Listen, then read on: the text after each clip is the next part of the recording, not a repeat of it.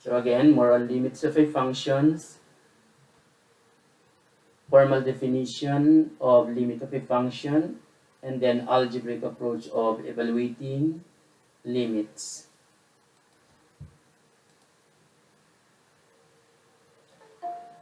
To define limit of a function in a precise way, we consider its intuitive definition.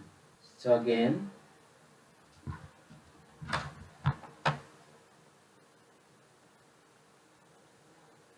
to define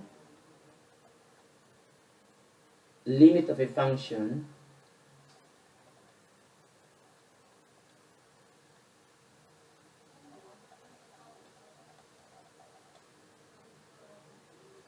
in a precise way,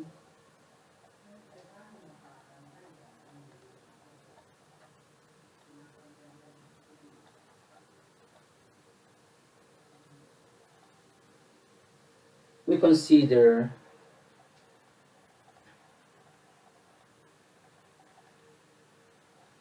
its intuitive definition.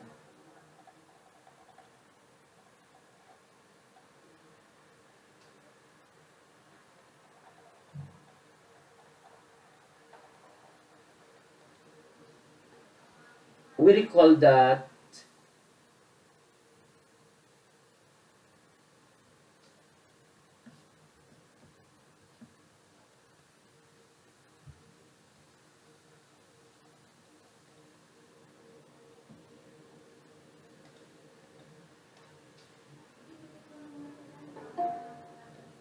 as x approaches a,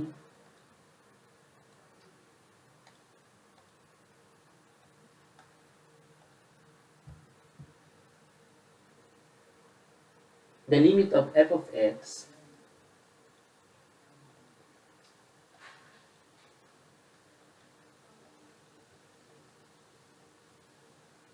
if it exists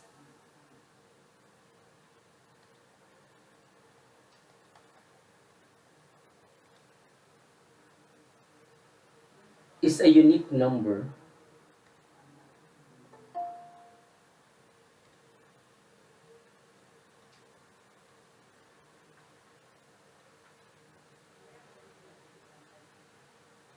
L being approached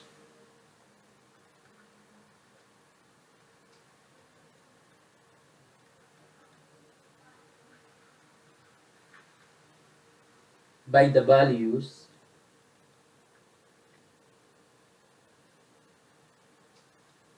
of f of x as x assumes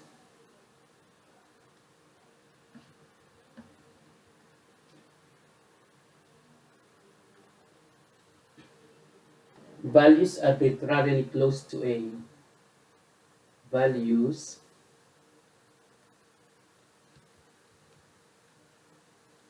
arbitrarily close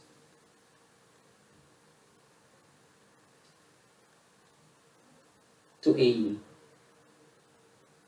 but not equal to a.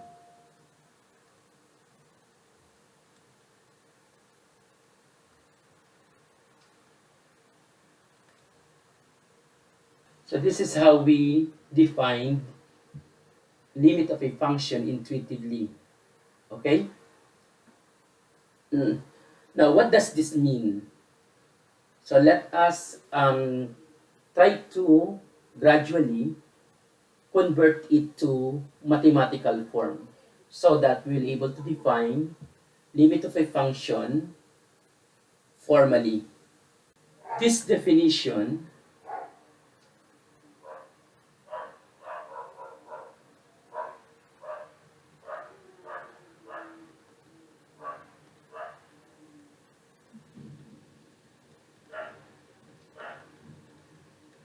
implies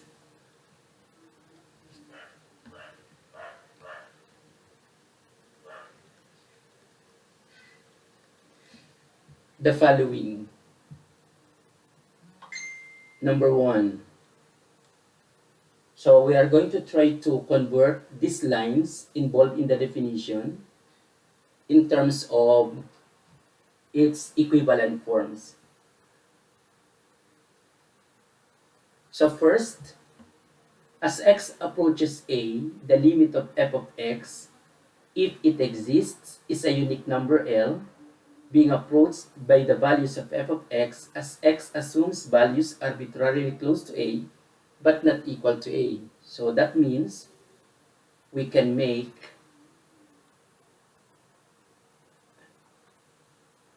the values of f of x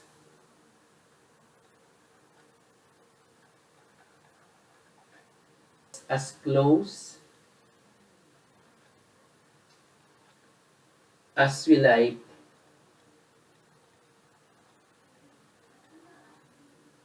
to the number L. To the number L by taking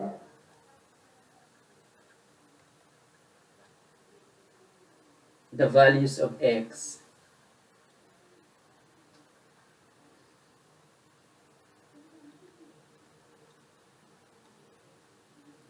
close enough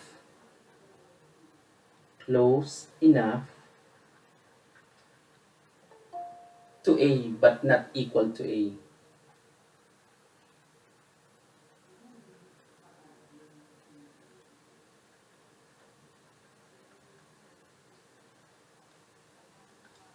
This line, the values of f of x as close as you like to L. What does it mean?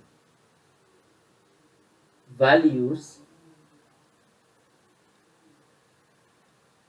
of f of x as close as we like. As close as we like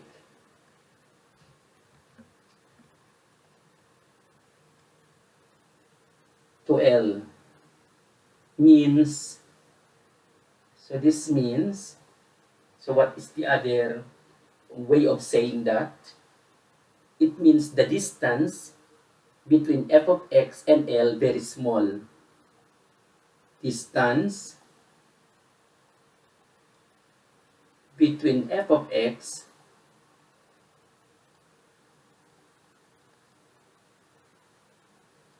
and L very small.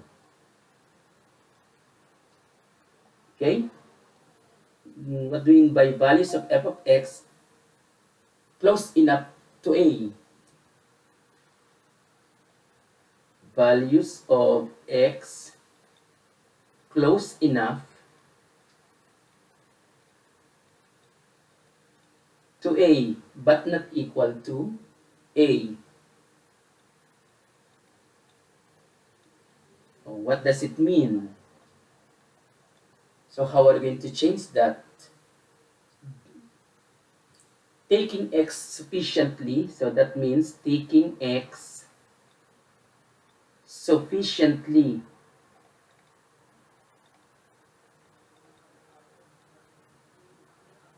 close to a.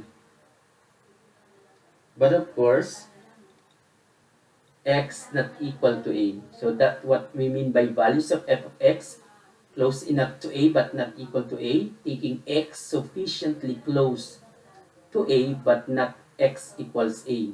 Okay? Now let's try to get another way of saying this that we got from these two phrases. No? So when we say distance between f of x and L very small, taking x sufficiently close to a but x not equal to a, so we mean, so let's write that. So let's put that in statement. We can make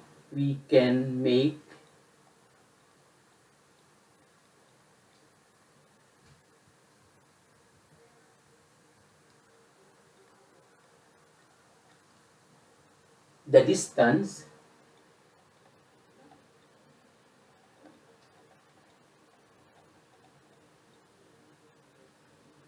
or or difference. So you say distance, it means difference, no?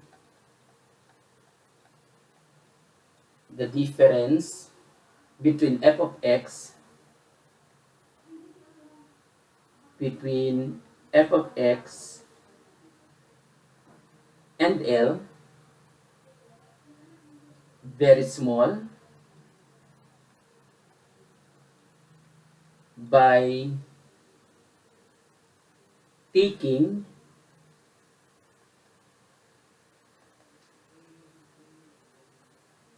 x sufficiently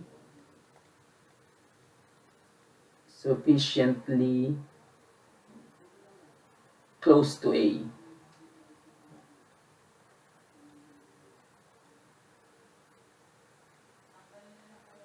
But of course, x not equal to A. Okay? Now, what about distance between f of x and L very small? What do we mean by that? So, again, distance means difference.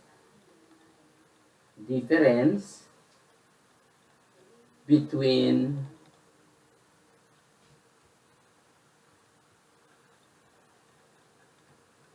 f of x and L very small. So what is the other way of saying that? So mathematically we mean that the absolute value of f of x minus L, because you want distance, so it means the difference between f of x and L, the absolute value, because you want distance, so the positive difference. So to make a positive difference, we take the absolute value. Arbitrarily small, that's what we mean mathematically. Arbitrary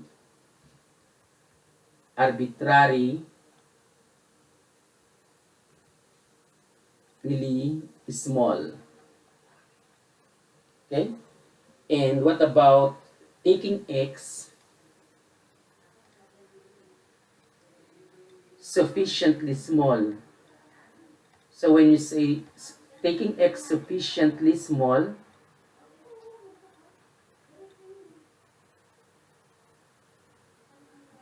or close to A,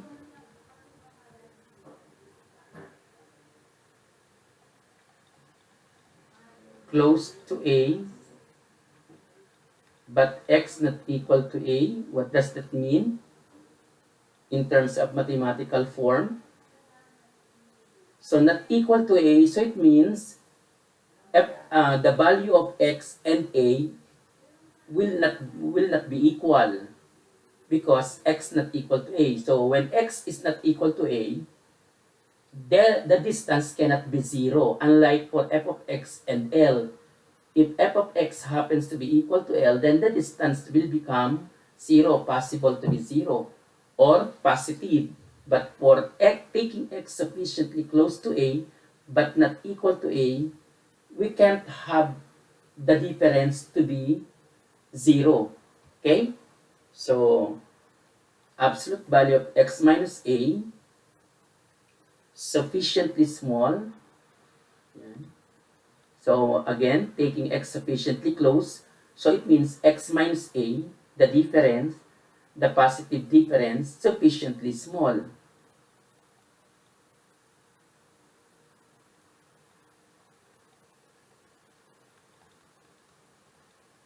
Okay? So, from here, we now make this statement from these phrases that we got. We can make, remember our goal is to come up with the precise definition of limit.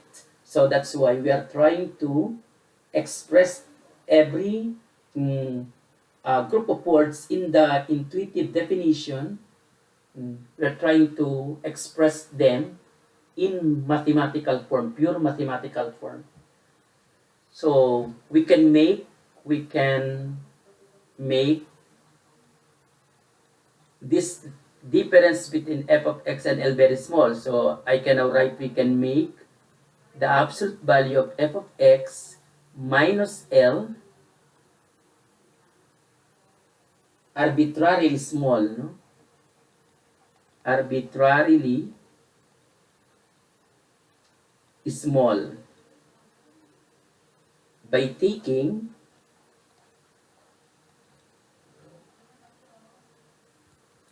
the absolute value of x minus a sufficiently small. Sufficiently small. But of course, remember, x is not equal to a. Since it is possible that the function f under consideration is undefined at x equals a. Okay? So that's why we do not want x to be equal to a. But remember, what we are just trying to have, your x is approaching only, no? Yeah.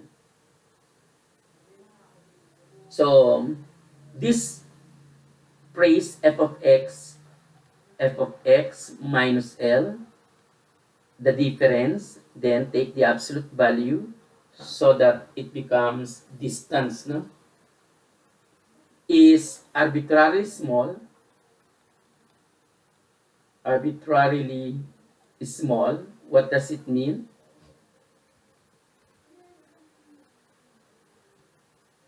So we mean this. Yeah. So arbitrary small. So meaning we can think of a positive number. So there is a positive number so that this difference is what? Is small, no? So it means there is a positive number. Let's say it is an epsilon such that such difference is less than or equal to this number. So that is positive positive epsilon. Okay? For positive epsilon. Again, f of x minus L, the absolute value of that is arbitrarily small, means I can think of a positive number epsilon such that this difference is less than that number. Okay? Absolute value of x minus a sufficiently small, x not equal to a. What does this mean? So for positive, let's say delta, for positive number delta,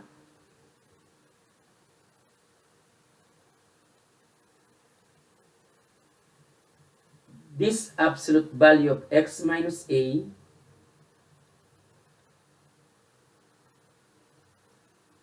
is less than such number. Okay? So for positive epsilon, the absolute value of f of x minus n is less than that epsilon. So that's what that line means. And x absolute value of x minus a sufficiently small, x not equal to a. What does that mean? So for positive number delta, the absolute value of x minus a is less than that delta. And since x is not equal to a, x minus a, the absolute value, is supposedly greater than 0. Okay? So from that, we can make this statement, no? So we're now close to the actual definition. We can assign. So it means from there we can assign. We can assign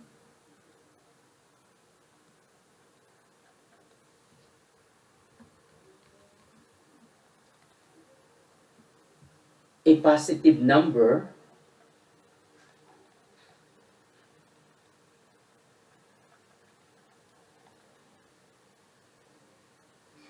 epsilon, say epsilon, however small,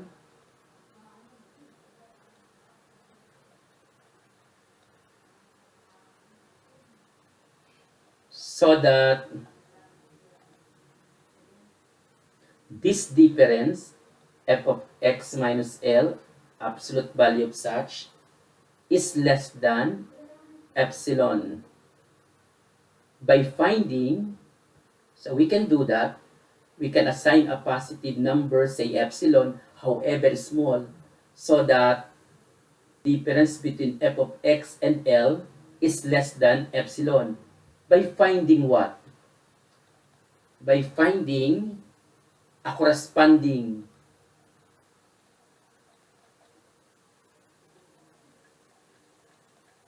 positive number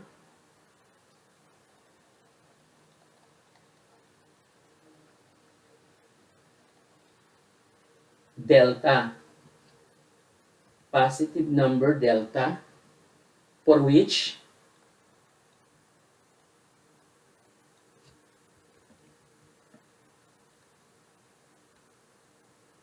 this absolute value of x minus a is between 0 and delta. Remember, x is not equal to a. So it means it is what? And remember, absolute value of x minus a is positive. So it is greater than 0 because cannot be equal to a. So cannot be equal to 0, greater than 0. But of course, we want it to be less than such positive number delta, because I can always think of a number, let's say delta, such that this difference is less than that. Okay? So we can now simplify this. So this means, so we can assign a positive number, say epsilon, however small, so that the absolute value of f of x minus L is less than epsilon, by taking a corresponding positive number delta for which the absolute value of x minus a is between 0 and delta. So it means for any epsilon that is greater than 0, we can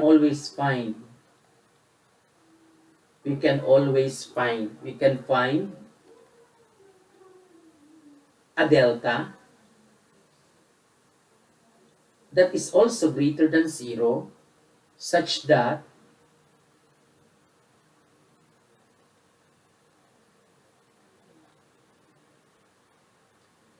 if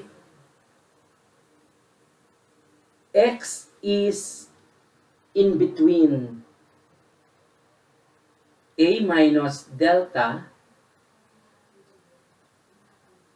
a plus delta, so meaning x is element of this open interval, a minus delta, a plus delta. If this value of x is in this open interval and x not equal to a, then f of x is in this interval, open interval L minus epsilon,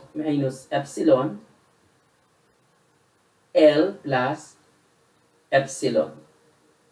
Okay? So that is, if the absolute value of x minus a is between 0 and delta, then this difference f of x minus L is less than epsilon. Okay? So that's what we mean by the definition that we had intuitively. As x approaches a, the limit of f of x, if it exists, is a unique number L being approached by the values of f of x, as x assumes values arbitrarily close to a but not equal to a. So it means if the absolute value of x minus a is between 0 and delta, then the absolute value of f of x minus L is less than epsilon. See, we are able to reduce that intuitive definition in mathematical form. So we can now formally define limit of a function precisely or formally. Okay? So we have definition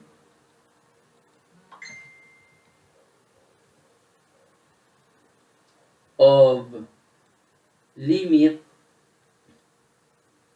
of a function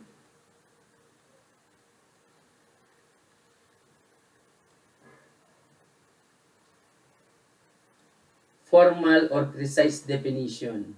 Precise or formal definition.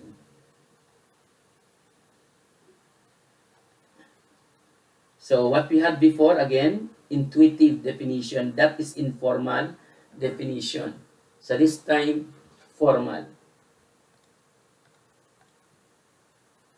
So let f be a function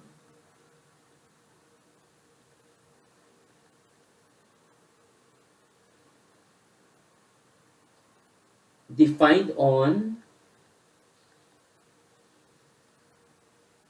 some open interval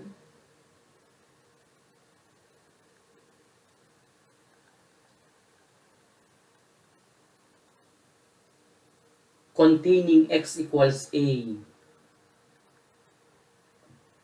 That interval contains x equals a, except possibly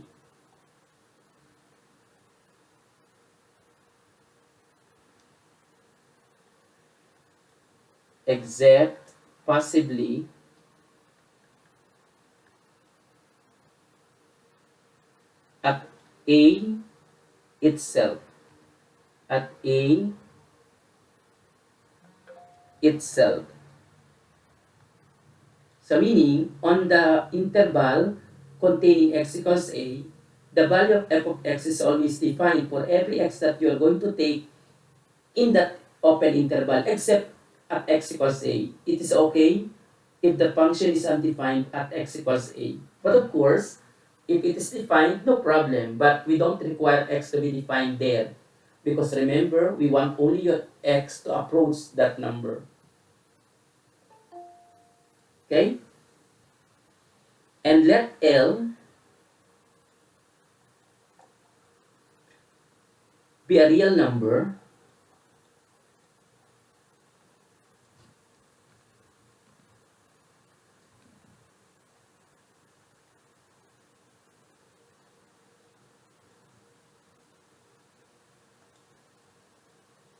then the limit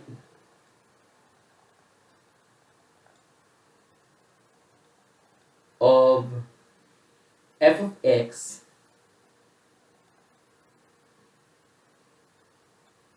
as x approaches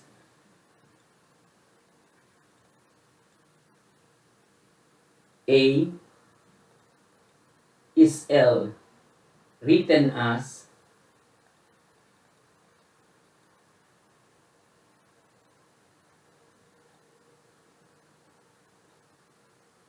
limit as x approaches a of f of x is equal to L. If,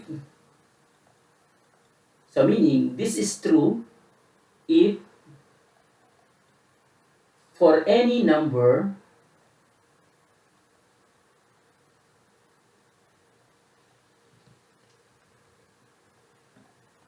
epsilon that is greater than 0, so meaning for any positive number epsilon, however small, gaano man kaliit yung epsilon na yan, however small,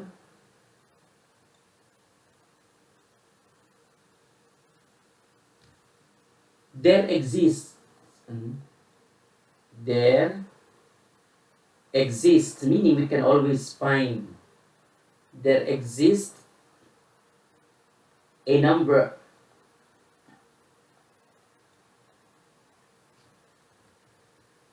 delta that is positive such that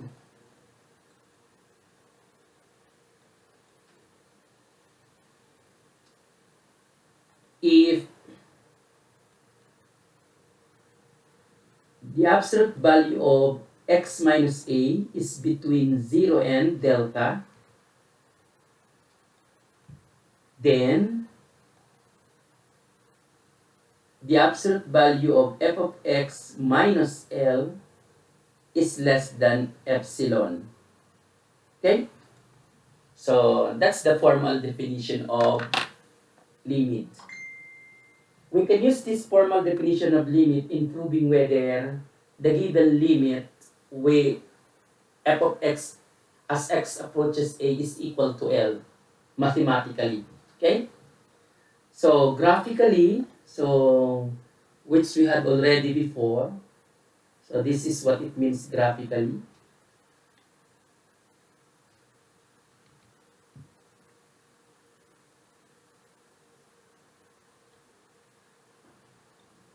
Are you still in there, guys? It's hard to actually, it's hard to explain or understand formal definition of limit. That's why we introduce it graphically and numerically for you at least to have a concrete understanding of it.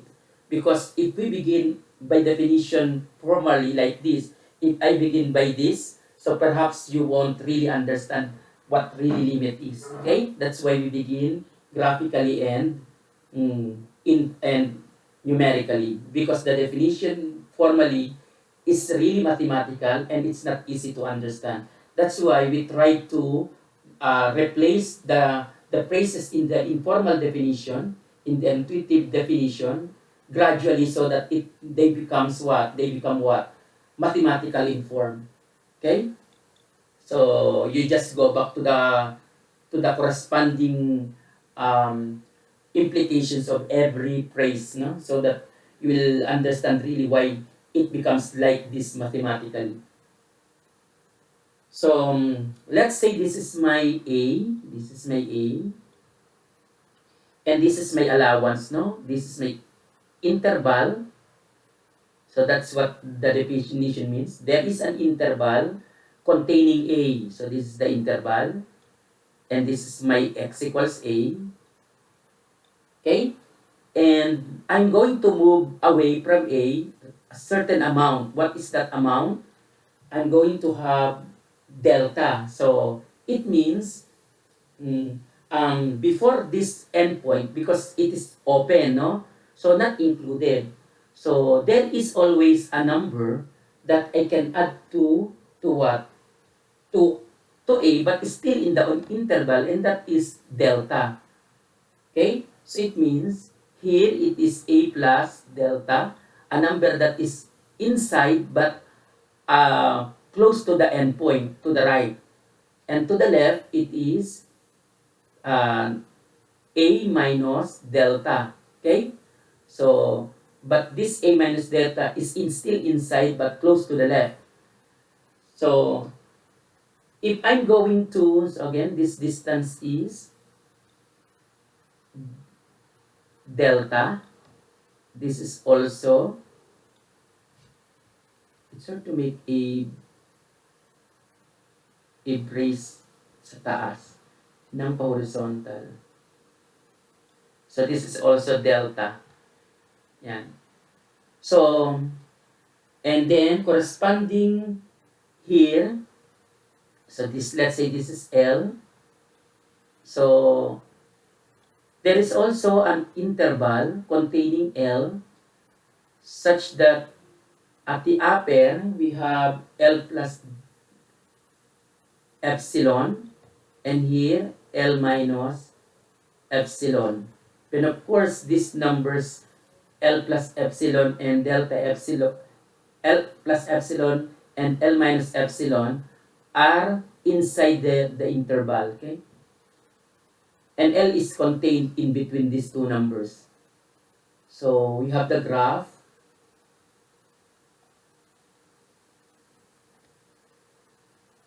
So the graph is not necessarily defined or has a value at x equals a, no? In general. But of course, if the function is defined there, much better. But generally, it's not necessarily to be defined there.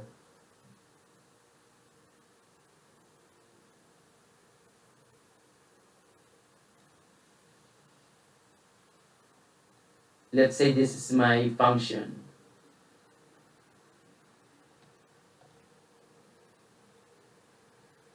That's y equals f of x. So, ang challenge in that formal definition is that if f of x, if the limit of f of x equals, as x approaches a is equal to L, no? That's what we have. So, give me a positive number epsilon. I can always find a delta that will correspond to that, no? Yun, I can always find a delta that will make your f of x to have a limit at L. So, by making your a very, very close, of course, by making your delta small.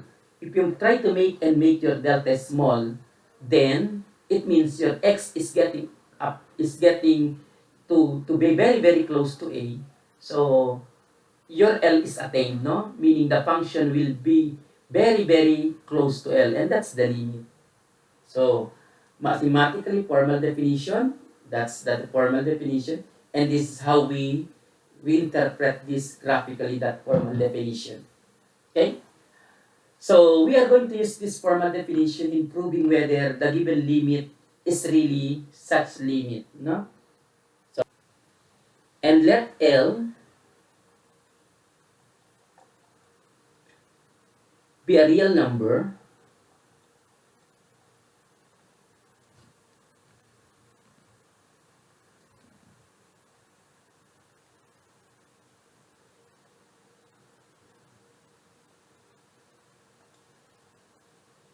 then the limit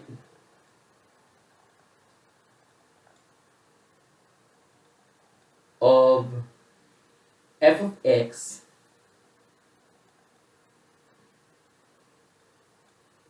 as x approaches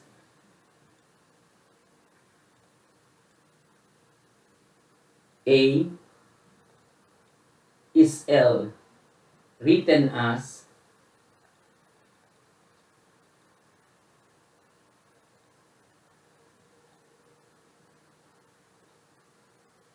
limit as x approaches a of f of x is equal to L. If, so meaning this is true if for any number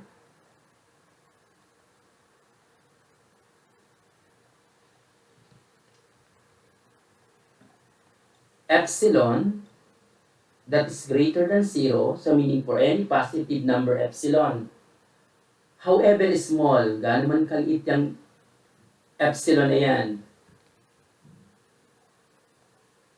however small,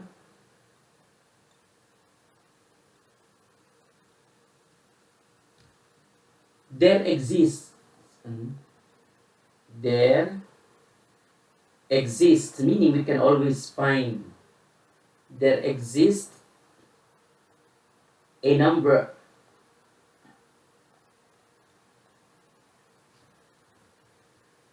delta that is positive such that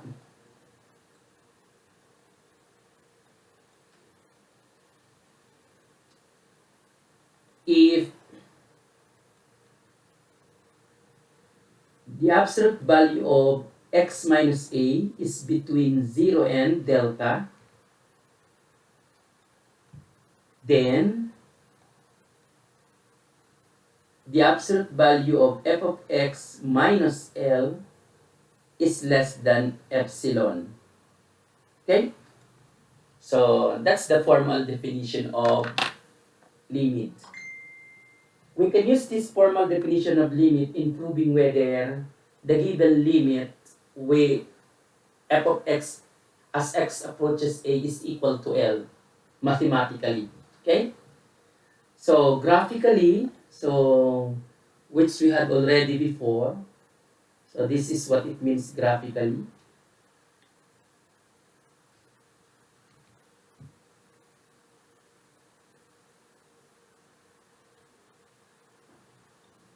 Are you still in there, guys?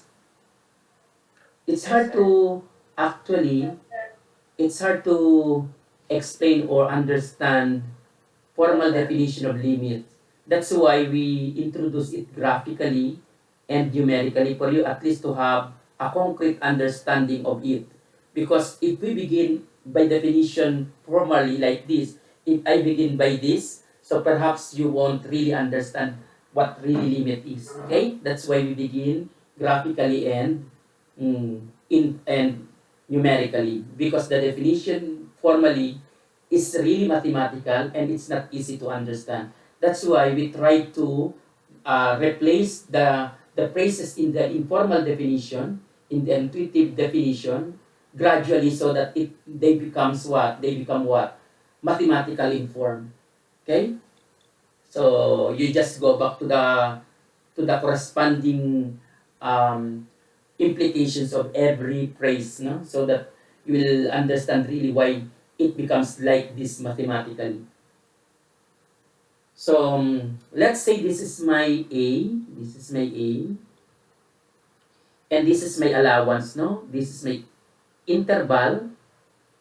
So that's what the definition means. There is an interval containing A. So this is the interval. And this is my x equals A. Okay? And I'm going to move away from a certain amount. What is that amount? I'm going to have delta. So it means before this endpoint, because it is open, no? So not included. So there is always a number that I can add to what? To A, but still in the interval, and that is delta.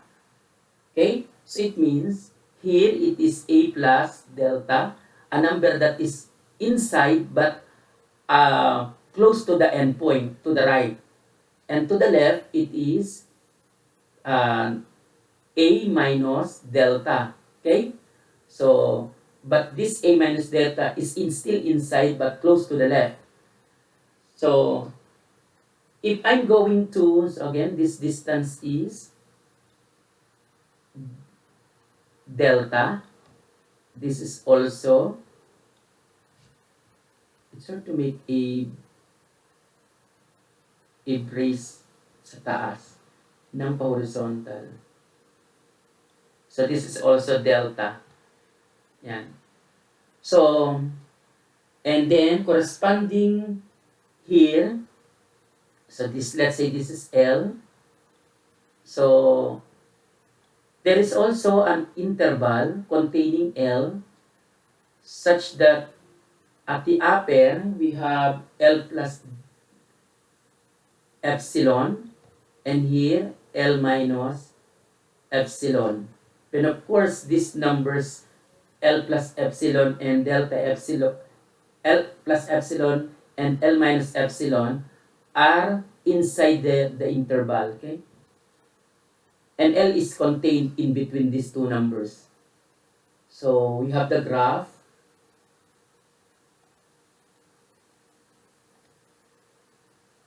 So the graph is not necessarily defined or has a value at x equals a, no? In general. But of course, if the function is defined there, much better. But generally, it's not necessarily to be defined there.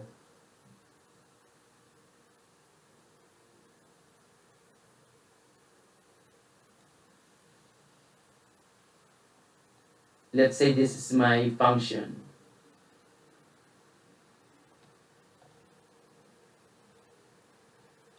That's y equals f of x. So, ang challenge in that formal definition is that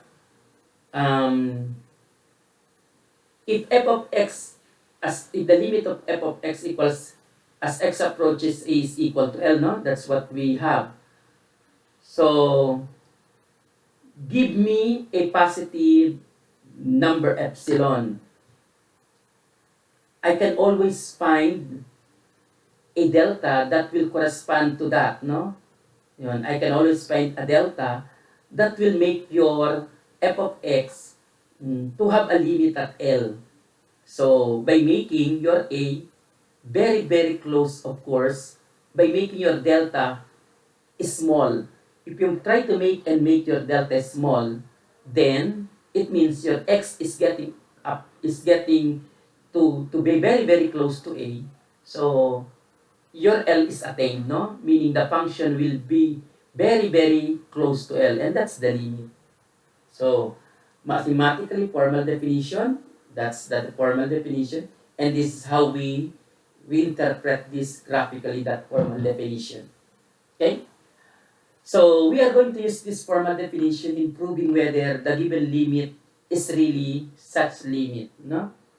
So, the challenging part,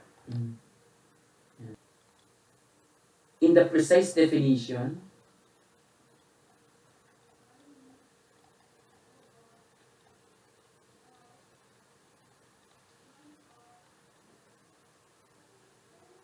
of limit of a function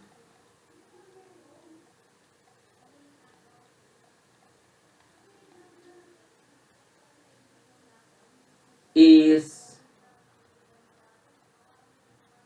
when we wish to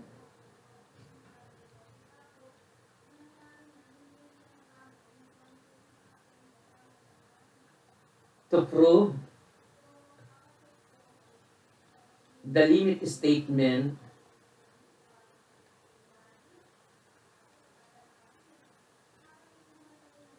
limit of f of x as x approaches a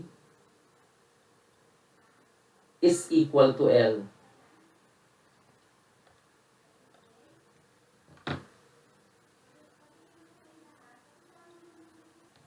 Showing or proving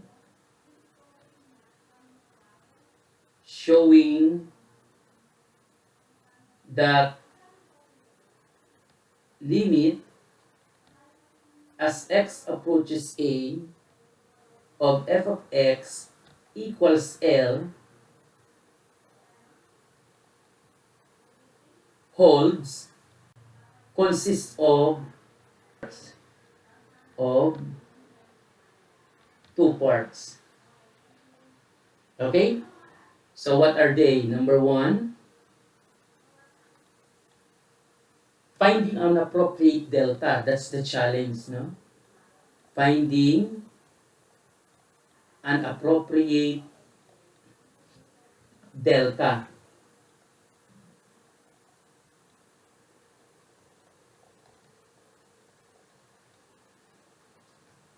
So we call this part preliminary analysis. Preliminary analysis. And the second part, when you wish to prove that limit of f of x as x approaches a is L, we have showing that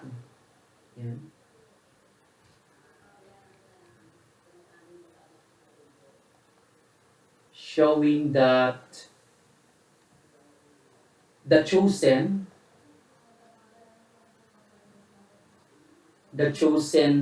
delta works. So you have to show that this delta that you have chosen really works. So that's formal proof. So this is now the formal proof. Formal proof. Okay? So let's do that. So let's say you are asked to prove that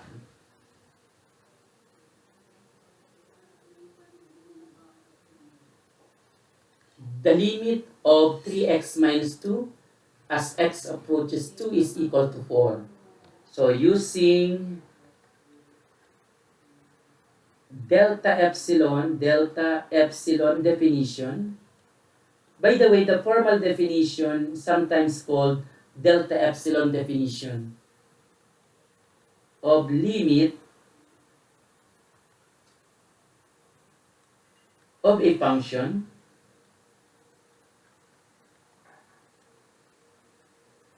prove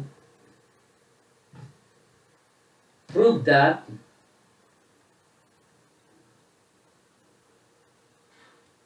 number one, limit as x approaches, let's say 2, of 3x minus 2 is equal to 4. Okay? Of course, if you have had idea of calculus when you were in senior high, so, but I assume that none of you took that, no? Calculus in senior high. So you say that you simply have 3 times 2, that is 6 minus 2 equals 4, but that's not proving. When you say proving, you have to show that the condition in the definition of limit of a function is satisfied. Okay? So, this is how to prove it. So, proof. So, you write there proof. You don't just solve and solve, huh? So, you have to follow the proper way of proving, because this is proving. So, let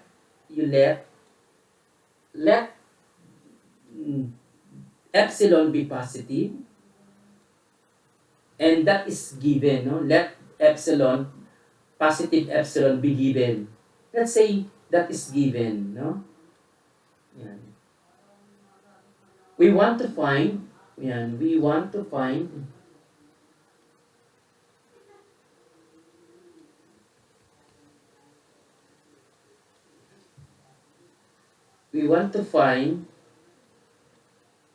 a delta that is positive such that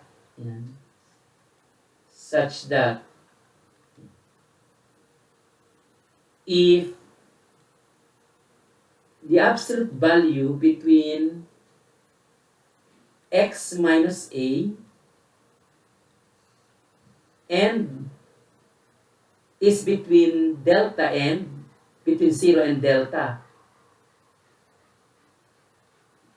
then the absolute value of f of x minus L is less than epsilon. So this is what we want to prove, no? You have to show that. But what is our A? So that is, so we have if the absolute value between x and a. So what is our a here? Our a, we have to solve for x. So assume you equate it to 0. Not to solve for x. What is that x? So again, you have to express what you call this? We have to express we have to find a, I mean. Our a is we have to find a. Our a is this number. X approaches a. So it means our a is 2. And that is supposedly less between 0 and delta, the absolute value of x minus 2. Then, what is our L? Our L is 4. This is our L. Our L is 4. Less than epsilon. And this is what we want to prove. Okay? Now, to show that this is true, this statement is true, we have to follow the suggestions here, the 2 parts that we have to do. First, you have to find an appropriate delta and show that such delta works. Okay? So, that's the challenge. Okay, so first step, find an appropriate delta. Find an appropriate delta.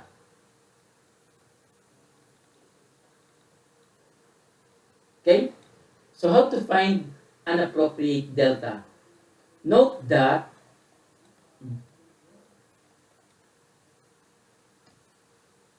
the absolute value of 3x minus 2, so that's what we have here. This is our f of x minus 4. This is f of x minus 4 minus L. Again, this is f of x. This is L. Okay? So this is f of x. This is L. So less than epsilon. So we can express this. So this is equivalent to what? Remember, we're trying to find delta. Okay? So we know that delta f of x minus L, that is the absolute value of that, so is less than epsilon, no? So that's what actually what we want to prove. But this is equivalent to what? To factor out 3, because we are trying to find delta. So we have to express this in the form of x minus a to find that delta. So x minus, this is minus what? Minus 2, no? Absolute value of such. Y. So remember, 3x minus 2 minus 4 means what? Means 3x. I will write it first so that you will not be confused. Simplify first. So it means 3x minus what? Minus 6. Okay? And this is equivalent to what? So that is further equivalent to, if I factor out 3, I will get x minus 2. Okay? And then, if I factor out, take the absolute value ng factors ng product, absolute value ng 3 is 3. Then, times the absolute value of x minus 2. Okay? Remember, this is less than epsilon.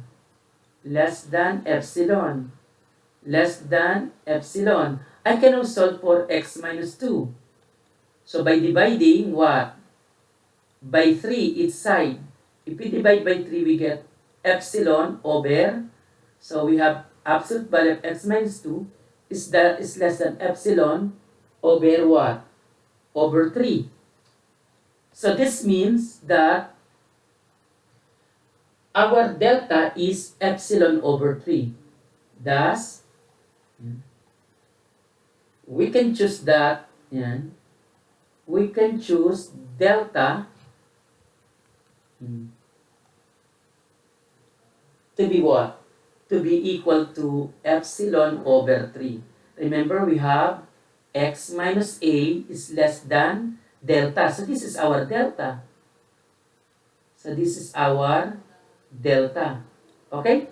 So our delta is epsilon over 3. Actually, we can choose any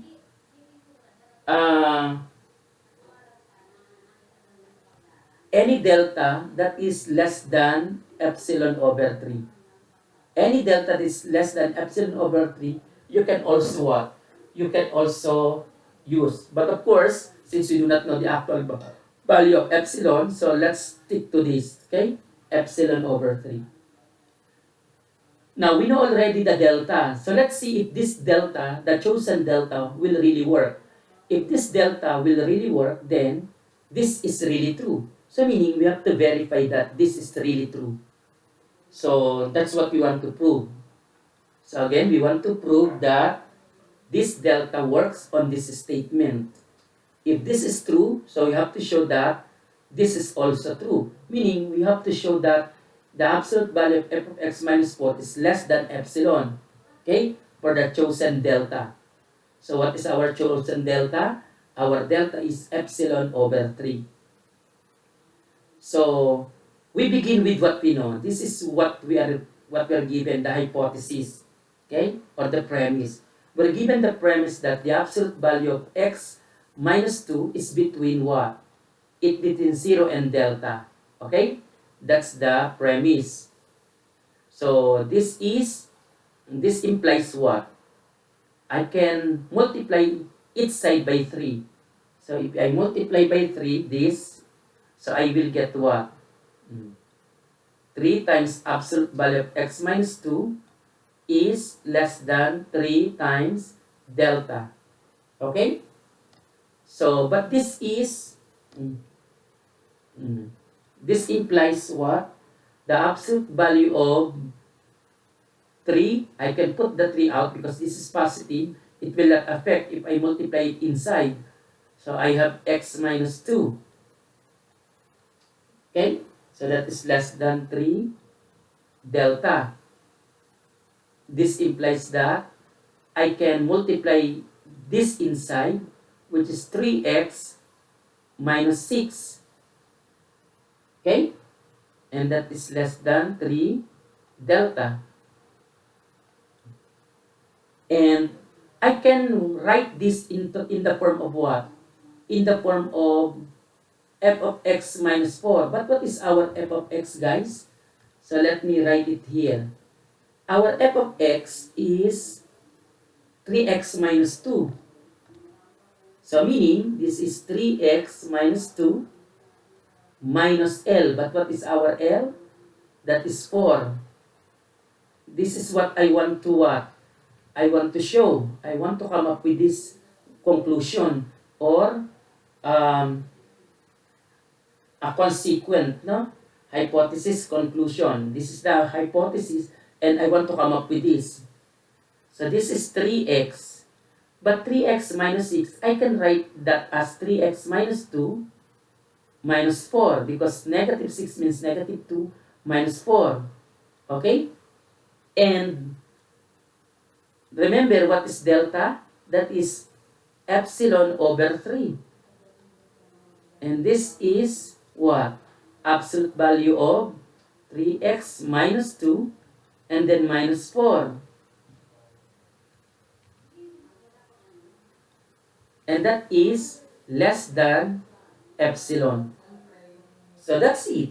So since from this hypothesis, we are able to come up with absolute value of f of x minus L less than epsilon, so it means this is really true. So we have shown that this absolute value of f of x minus L is less than epsilon, hence limit of 3x minus 2 as x approaches to is really 4. So that's it. That's the formal proof of that of this statement. Okay? So we say that, so therefore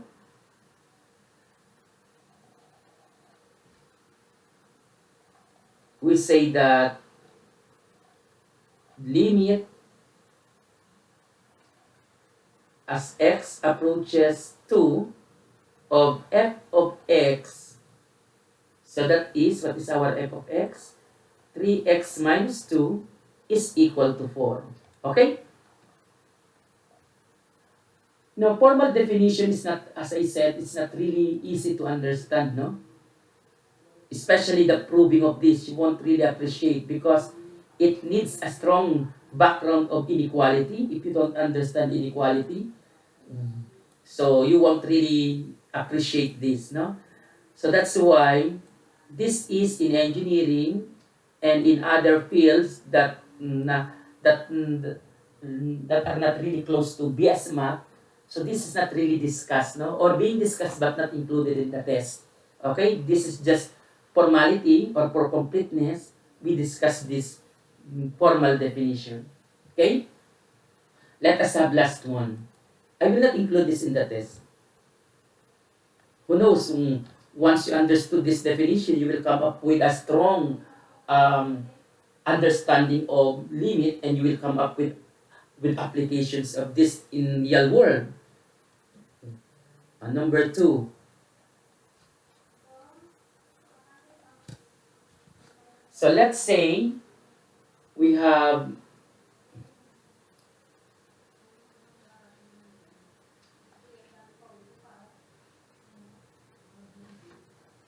are you still Alive, guys? Yes, sir.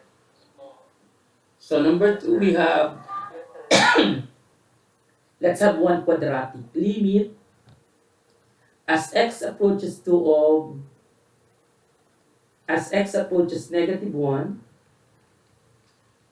limit as x approaches negative 1 of x squared minus 2 is equal to negative 1. So again, proof. So let positive epsilon be given. So when you say positive epsilon, that's greater than 0. Let that be given. We want to find a delta that is positive such that if the absolute value of x minus a, what is our a? Negative 1. X approaches a. So our a is negative 1.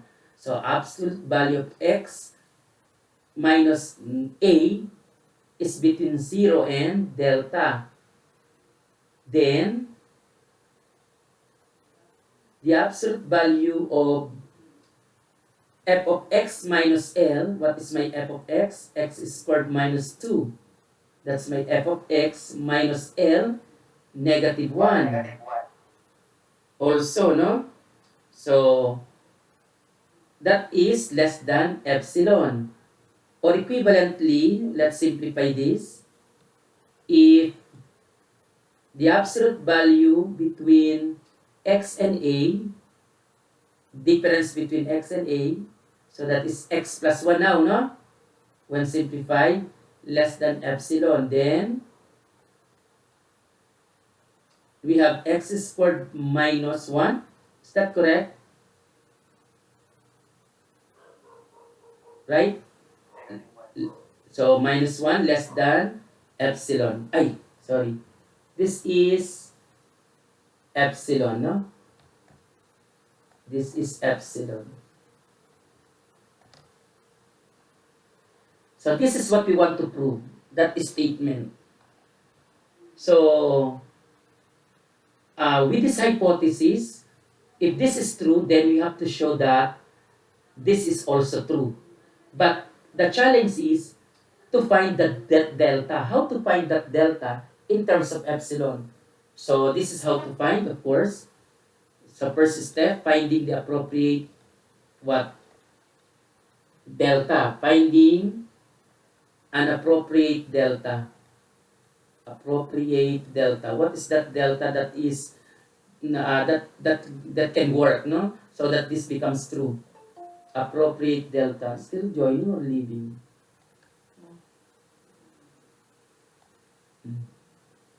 So we now have, again, we get it from here, from the f of x minus L. So let's try to get it from there. We know that x squared minus, note that, so note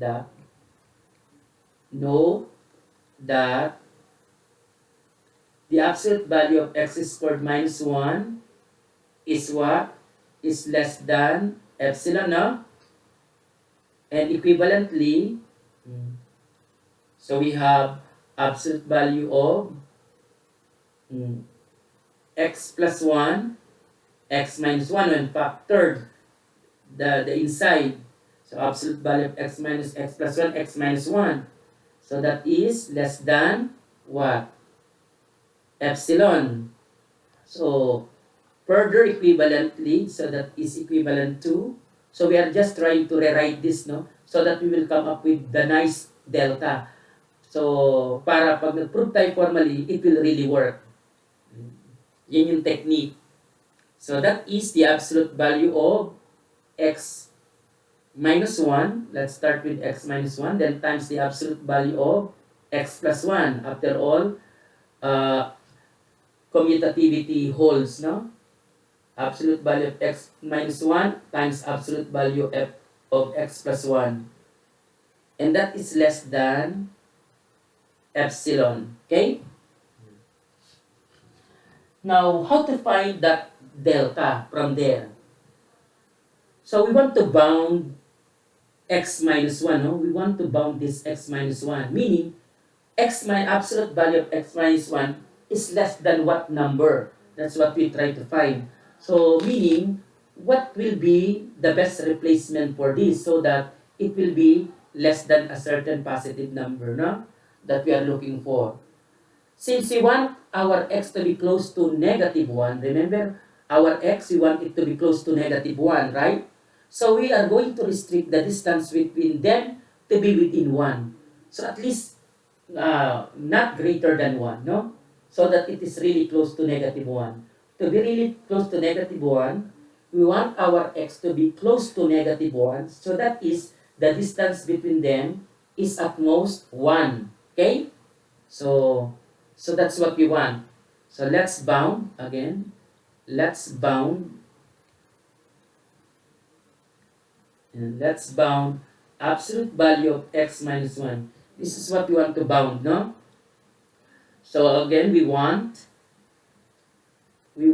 your x, we want x to be what? To be close to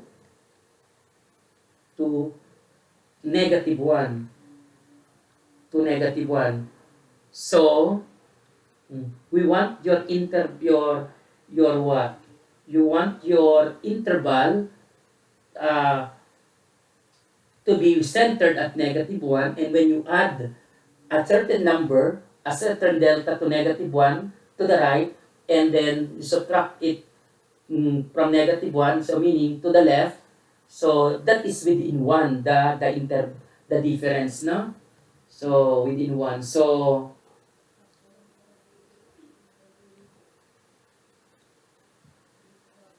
we want, so that is, we want our delta, we want our delta to be within this. Okay? So that,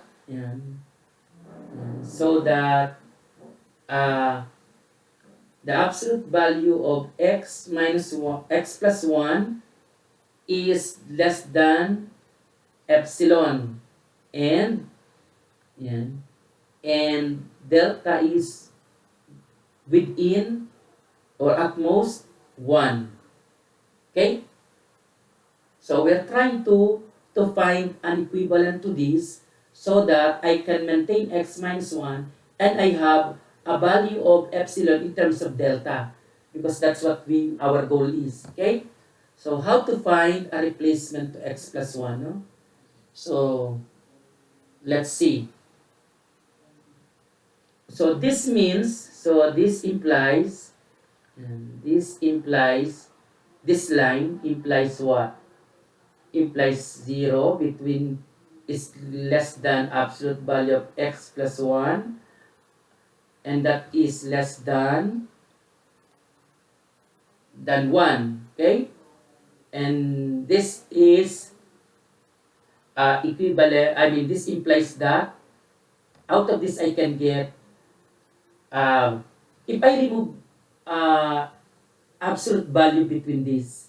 So absolute value of x plus 1 is less than 1 means negative 1 is less than x plus 1 is less than 1. Again, if I have absolute value of a, that is equal to,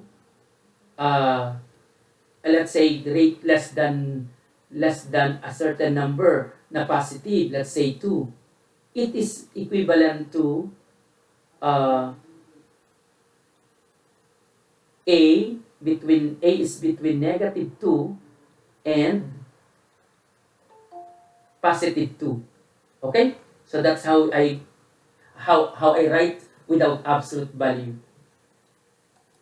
Still joining?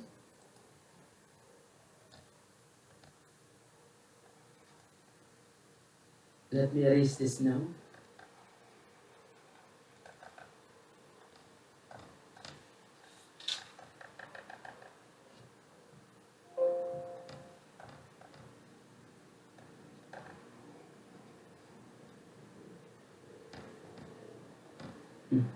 So again, if I remove absolute value less than 1, so it means x plus 1 is less than, is between negative 1 and 1.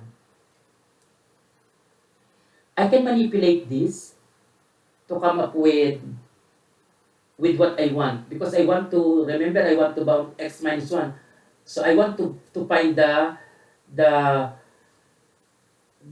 expression, the number that is less than this, no? I mean greater than. This is supposed to be greater than what? So I want to express that in that form. So negative 1.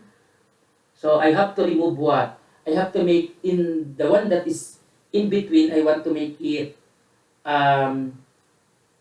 negative x minus 1. How to convert this to x minus 1? I have to add negative 2. So if I add negative 2 in its part,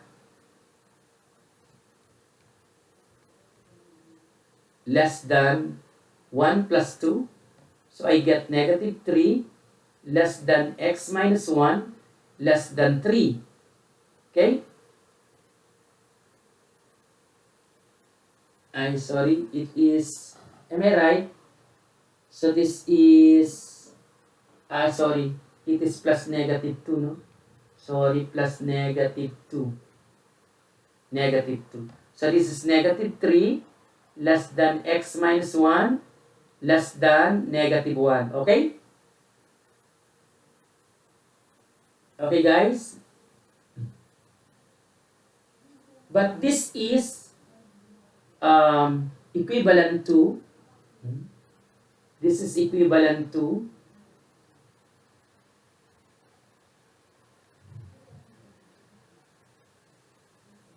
absolute value of x minus 1 is less than 3.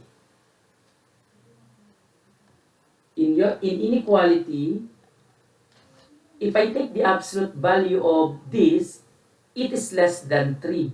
Okay? So again, this I can get from this inequality if I take the absolute value of this. So, if x minus 1 is greater than what? Is greater than negative 3. So, if I take the absolute value, it is greater than what? The absolute value of negative 3, which is, I mean, it will become less than 3. Okay? The absolute value of that. So, again, taking, the problem here is that if you have a weak background of inequality, no? If you have a weak background of inequality, it's not easy to understand the equivalent in terms of inequality. Yan. So again, if I take the absolute value of x minus 1, then it is less than 3. Okay? So like for instance, if I have 5 x minus 1, this is negative 3. Let's say I have this. Negative 3 is less than x minus 1. Okay? Yan. That one, I'm interested with this. So if I'm going to, of course it is less than 1. Okay? It is less than, if it is less than 1. So meaning, it is in between 1 and 3. It is in between 1 and 3. If you take that, it is between 1 and 3. It will become between 1 and 3. So, mag-change ang position. But what we want is, but guaranteed, it is less than 3. Okay? So, it is less than 3. It is between that, but I can say that it is what? Less than 3. Okay? Now, from here, yan. So, it means this is my what? This is my replacement here, no? So, I can now have this statement. Hence, we get absolute value of x minus 1 times absolute value of x plus what? Plus 1 is less than absolute value of x plus 1. But if x minus 1, absolute value of x minus 1, absolute value of x plus 1 is less than, so, but this is less than 3. So meaning this is less than 3. If I replace this by 3, this is now greater than this product. So again, absolute value of x minus 1 is less than 3. This is less than 3. Times this, so times this. If I replace this by 3, this product now is greater than this. Because remember, this is greater than 3. This is 3. This 3 is greater than this. So if I replace this by what? By 3, this product now is greater than this. Okay? Yeah. So that's the hardest thing, part of such, no? Again, this is less than 3, this quantity. Yeah. So that this is now true. Okay? So from here, so this is supposedly less than epsilon, right? This is less than epsilon. Okay? Remember, this product is what? Is less than epsilon, and this is less than this product, and this is less than epsilon also. Okay? Yan. So I can now replace this. So this is now this one. And equivalently, this line. So did you get that, guys? This is less than epsilon, but this is less than 3, absolute value of x plus 1, and that is less than what? Epsilon, okay? And I can divide this by 3.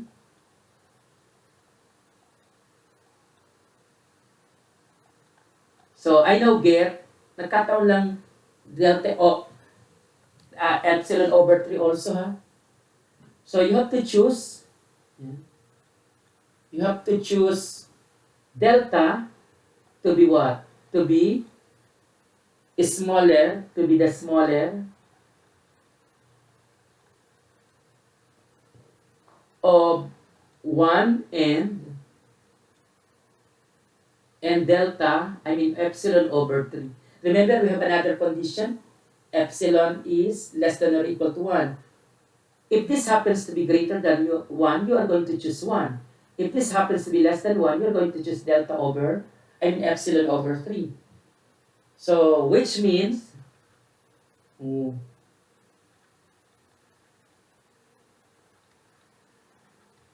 so this we write as minimum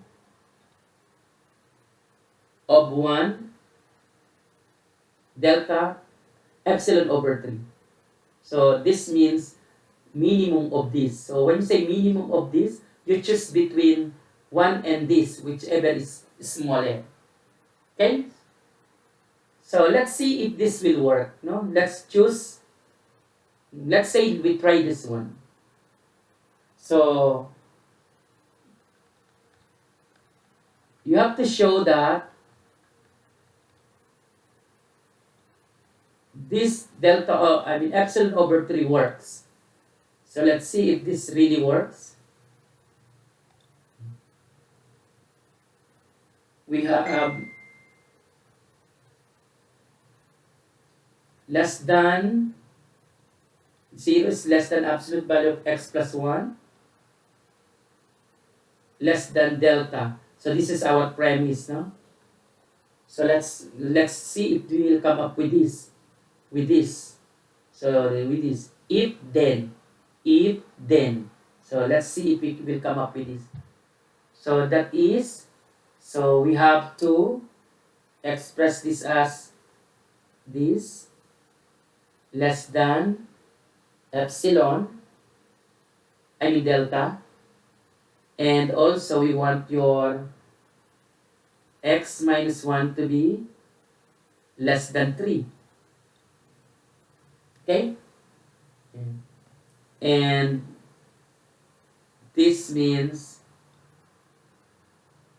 x minus 1, absolute value of x plus 1. But what is this? So, since absolute value of x minus 1 is less than 3, so I can have it less than 3, what? Delta. So, this product is less than 3 times delta. Is less than that.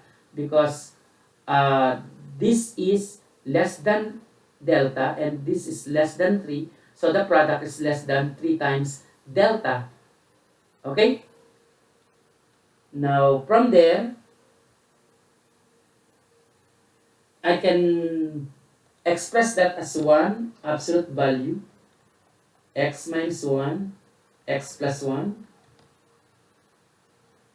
This product I can express as 1 absolute value. So, product of absolute value of x minus 1, x plus 1, that is less than 3, delta. And I can multiply this, so this is x squared minus 1, and that is less than 3 delta. But I can express this absolute value as x squared minus what? Minus 2. But if I subtract minus 2, I have to add plus 2. So, minus 1 plus 2. Because I subtract 2. Less than, but I know that epsilon is, delta is epsilon over 3. So this is now what? So we're almost done. X squared minus 2 and then plus 1 or minus negative 1. So this is what we want, no? And this is epsilon. If we go back to the statement, to the conclusion that what we want, so this is the conclusion that we want. Okay? So, yan. X squared minus 1 is less than epsilon, or x squared minus 2 minus negative 1 is less than epsilon. That's it. So, it means we were done, no? Yan, we're done. Actually, we can stop right here if you want, because this is already what we had in the simplified form. Here. This is equivalent already here. So, it's alright to stop right here. Okay? So, let me cut this.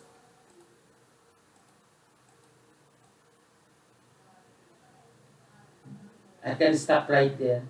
And then, replace this by epsilon over 3. And that is less than epsilon. And this is what we want to get. Therefore, we say that the limit as x approaches what?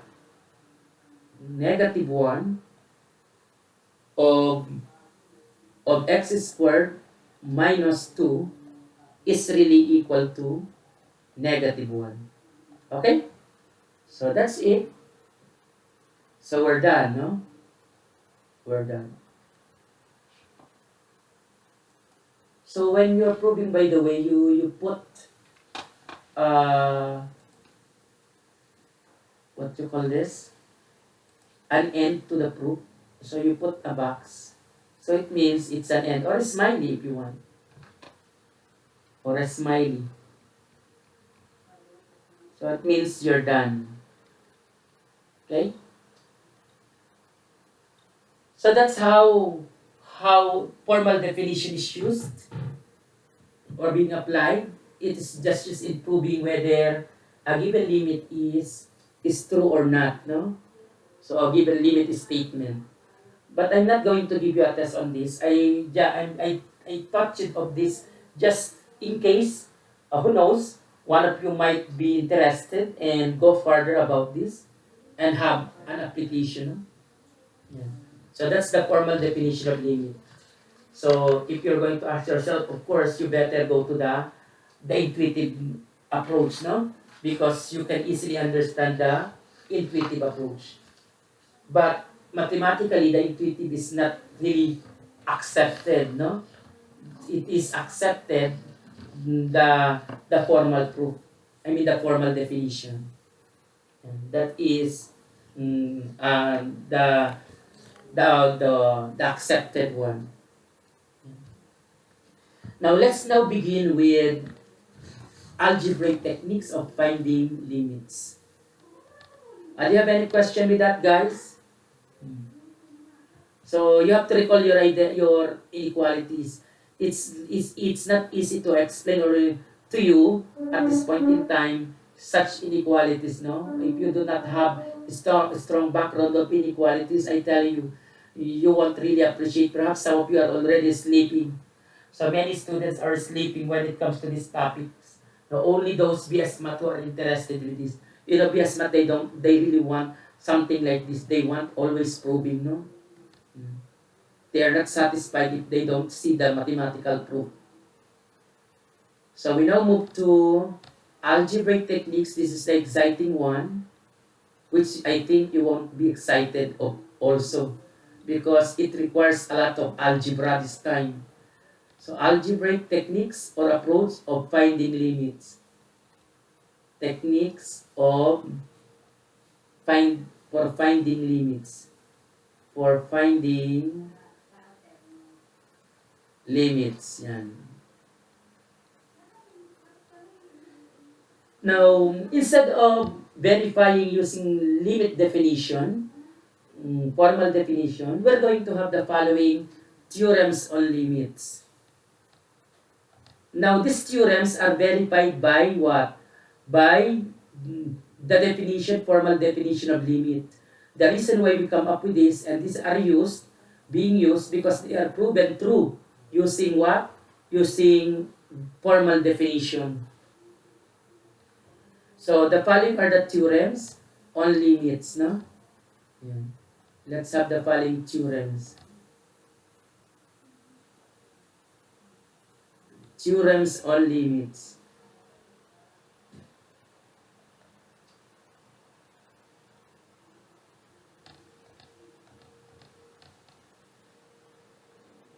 Let f and g be functions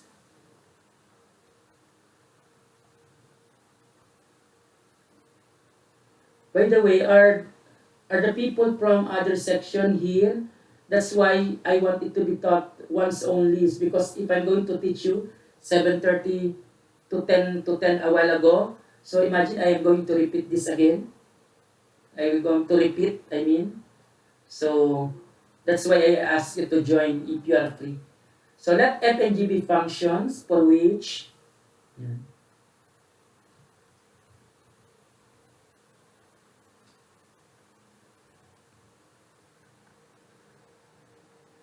limit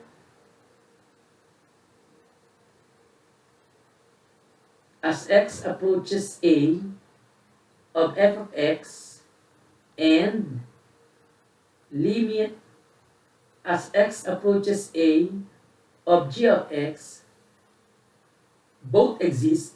Let us assume that they both exist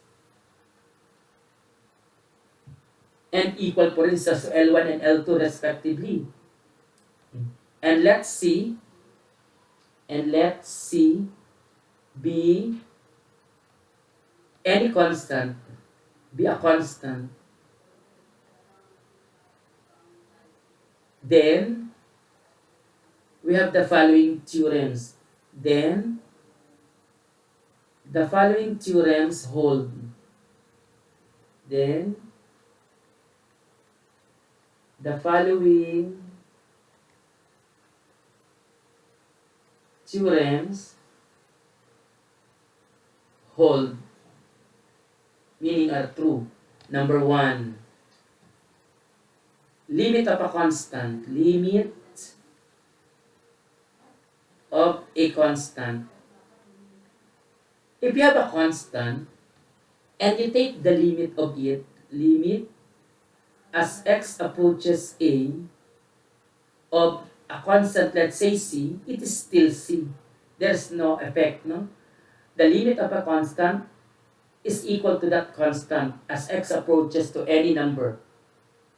The second theorem, limit of a sum or difference of a sum or difference If you have a sum or difference of functions, how to get the limit? So we have limit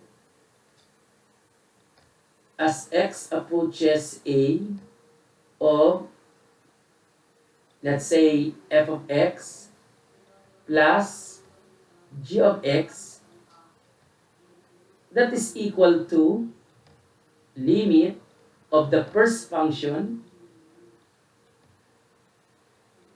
plus limit of the second function. You can get the limits individually of the terms, no? So that's what the theorem is saying. If it is difference, then you just get difference of their limits. So limit of a sum or difference is equal to the sum or difference of their limits. Number 3. Again, take note of this. I can split this into sum of limits provided the limit of f of x and limit of g of x both exist. If they don't both exist, so you cannot split that sum. Okay? You have it as is. Take a limit of that sum. You cannot split into sum of limits. Then we have limit of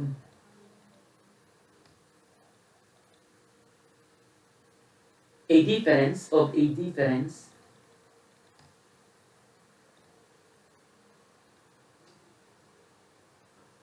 of functions.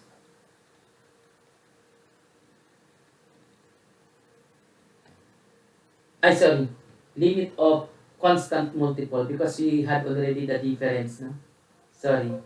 Limit of a constant multiple of a function. Of a constant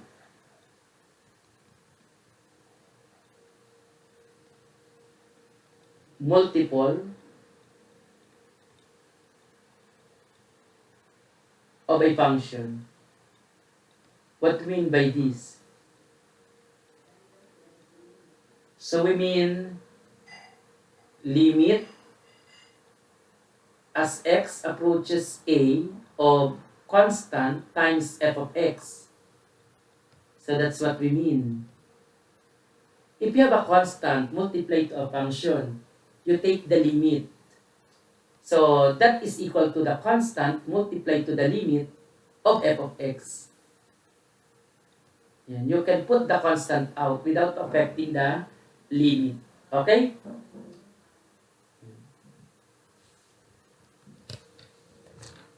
Let's say, number 4. We have limit of product. What about for product? If you have limit of product, limit of a product of functions,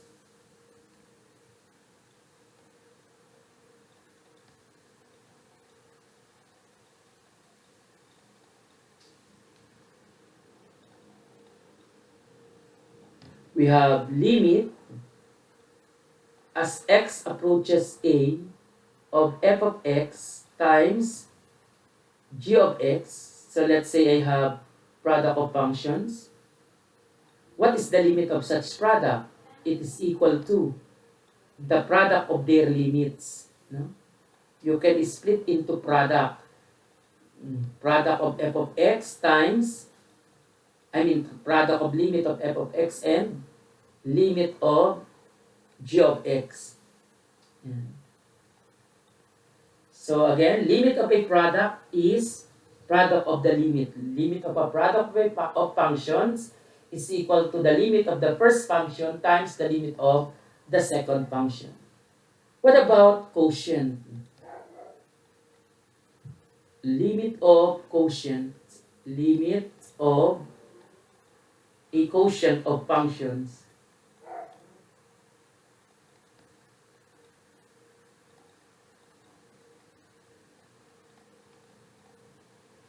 For limit of a quotient of functions, we have limit as x approaches a of f of x over g of x. And this is equal to quotient of their limits. Okay? Limit as x approaches a, f of x as x approaches a over limit as x approaches a of g of x. Provided, limit here, provided limit of g of x as x approaches a is not equal to 0. So meaning you cannot split this quotient into quotient of limits if the denominator's limit is equal to 0. Okay? So that's what it means. Do you understand, guys? What it means? Guys? Hi, guys. So these are the theorems on limits that we're going to use. Yes. Hindi na po ba abot sa yung di ba po may power ba and then root of Meron pa. That is mga basic pa lang. Nasa ano pa lang tayo? Nasa theorems o hanggang 5 pa lang. Marami pa yan. May radicals pa. Okay? Number 6, I'm just asking you. Did you understand, guys? So let's have number 6. We have limit of a power of a function.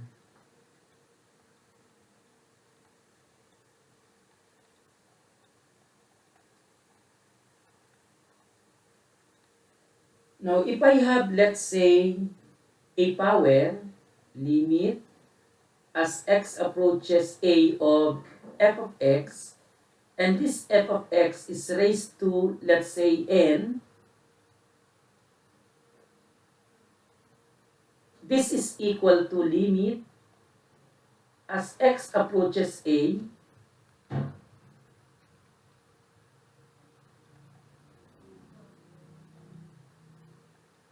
limit of f of x as x approaches a raised to n. So again, limit of a power is what? Is equal to limit of the base of the power here raised to n. So I can raise the limit of f of x to n, no? So you will get the same. Okay? So where n here is a positive integer. Okay? So we assume that n is a positive integer. And then the last one, we have number 7 for algebraic functions. No? So later we'll have involving trigonometric. Limit of, is it 7 or 8 now? The numbering. 7 po. Sa ulo ko lang kasi, pero hindi ko alam numbering.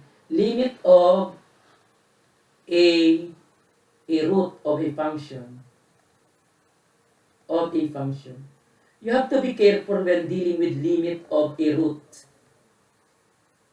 If I have, let's say, limit of a root, meaning nth root of, let's say, f of x, nth root, as x approaches a, I can have it nth root of limit as x approaches a of f of x. Okay? But take note where the order or the index is supposed to be even if the limit inside is what? Is positive, no? Now, if let's say the limit inside is not positive or it is equal to 0, we require n to be add. If n is even and inside is, the limit inside is 0 or negative, that theorem does not work. So, where limit as x approaches a of f of x is supposed to be positive if n is even. Again, if n is even, we require for the limit inside to be positive. If the limit inside is 0 or negative, if n is even, the theorem does not work. Okay? So even it is 0 if n is even. If it is cube root, no problem. The limit inside can be any number. Is that clear, children? Yes, sir. Okay. So let's now begin. Evaluate the following. We're going to begin, by the way, with evaluation of limits. Those dealing with limits without problems, no? So, limits of functions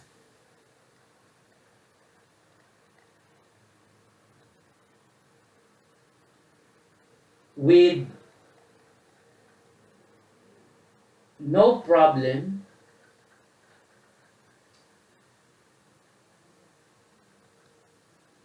at x equals a. Okay? Yeah. With no problem at x equals a. So meaning, the value of the function is defined there and the function is defined at every number in the interval x equals a, containing a, no? No problem with at x equals a, and f of x is defined at every number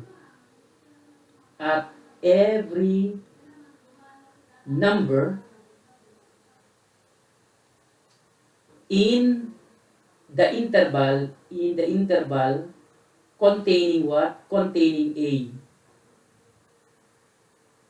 Let's say x sub 1 and x sub 2 with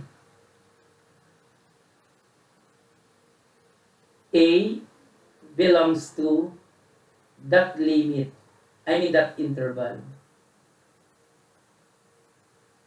Every number inside this interval, of course we don't include the endpoints, at every number in this interval, open interval x sub 1 to x sub 2, and this interval contains a. So meaning, the function value is also defined at x equals a, no?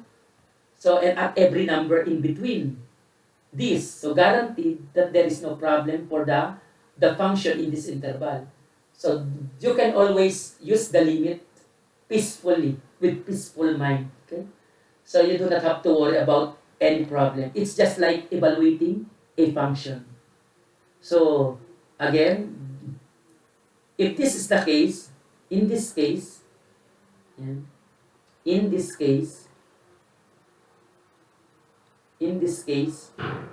limit as x approaches a in general of f of x is simply equal to f of a. Okay? So the function value is equal to, at x equals a, is equal to the limit of f of x as x approaches a. If you have this condition, no problem at x equals a, and the value of the function is defined at every number that you can find in the interval x sub 1, x sub 2, in that open interval that interval contains x equals a. So it's just like what? Evaluating function. You can just simply substitute, meaning you can simply substitute a to x. Okay, in finding the limit in the following example. Evaluate the given limit. Is that clear, guys? Number 1.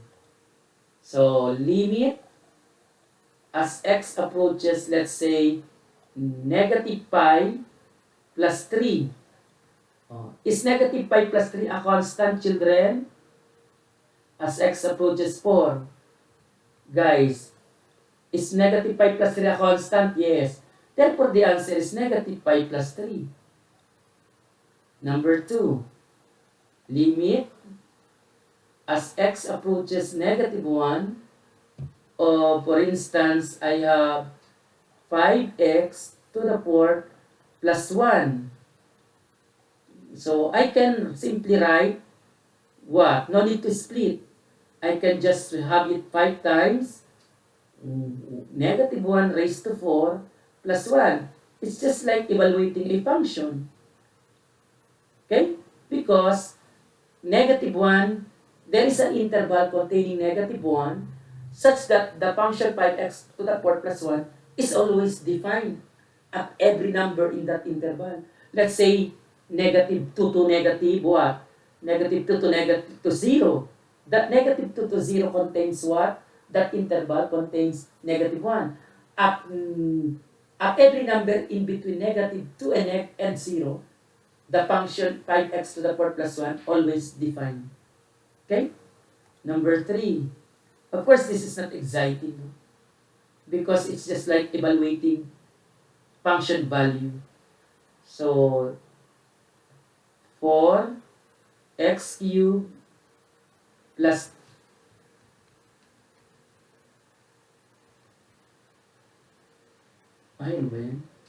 minus, hindi ko masulat yung trinom, minus 10 all over x squared plus x. Yan. Okay? When you are evaluating quotient, always make it a habit to check first the denominator. If the denominator, the limit is 0, then you have to pause and do not evaluate it immediately, no? Do not substitute immediately your x equals to, you cannot apply this. This limit of f of x as x approaches a is equal to f of a. Okay? You cannot apply that.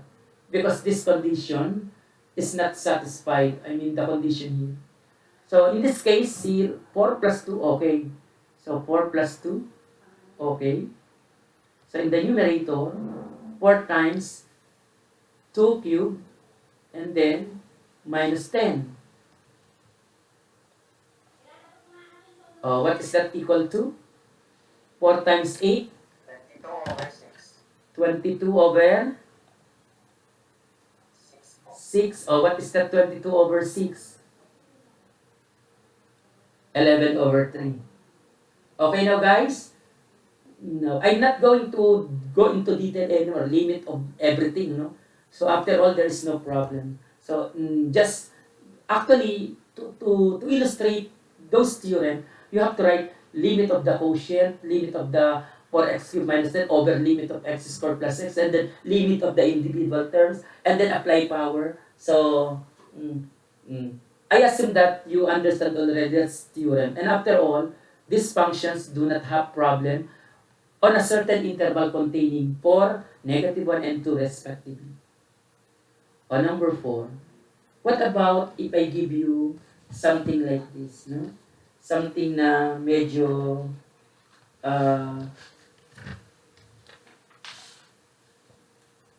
medyo iba ng konti, no?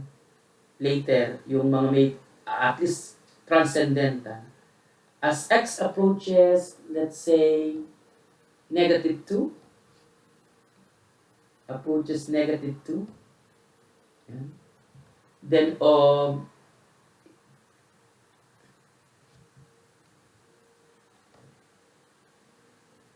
2x minus 1 all over x squared minus 3 quantity squared. Yan. Okay. So we now have what? So I can just have substitution, no? Because the denominator does not have a problem there. Or the denominator is 4 minus 1, no? So negative 2 quantity squared minus 3 in the denominator. In the numerator, that is what? 2 times negative 2 minus 1, no? And then we have to square this. What is that equal to?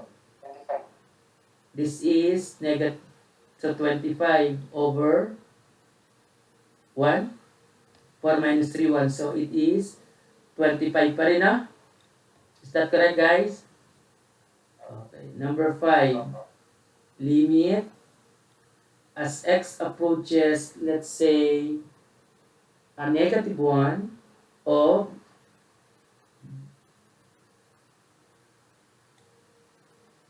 x squared plus 8 all over, this is the radicand, 22 minus 3x cubed.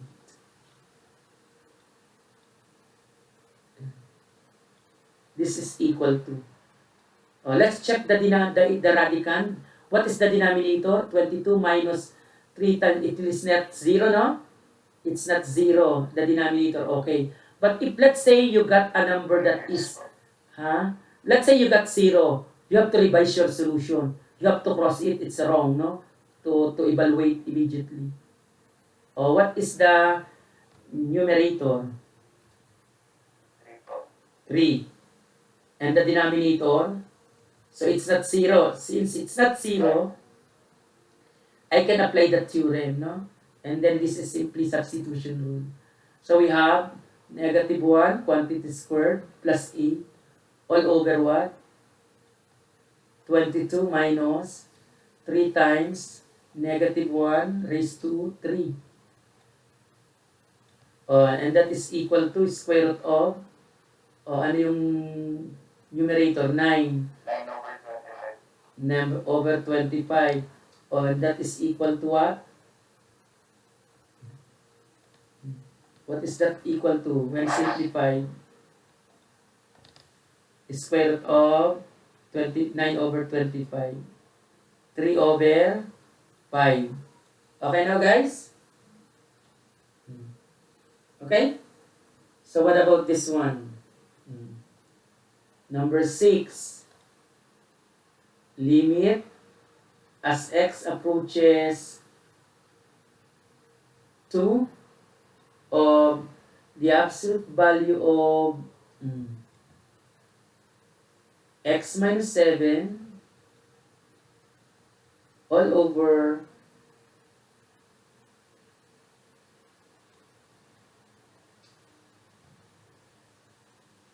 cube root of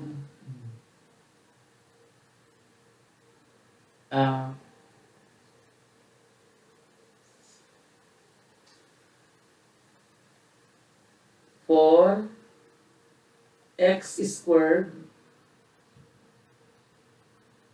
minus 8. Okay? So this is equal to?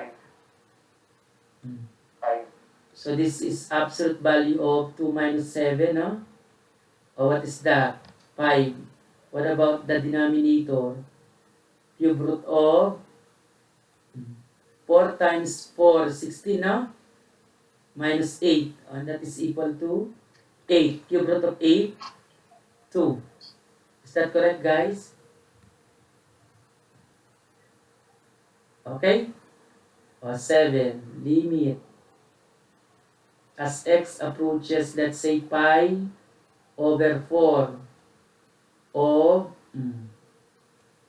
tangent x all over sine squared x plus 7. What about that? So tangent pi over 4 is okay, no? that is equal actually to 1. Sine pi over 4 is also okay. That is equal actually to square root of 2 over 2. Then plus 7. This is equal to 1 over, what is sine pi over 4? Square root of 2 over 2. So that is quantity squared. Okay? And then plus 7. What is square root of 2 over 2? 1/2. So times 2. So this is equal to 2. This is 1/2, no? Times 2, 4.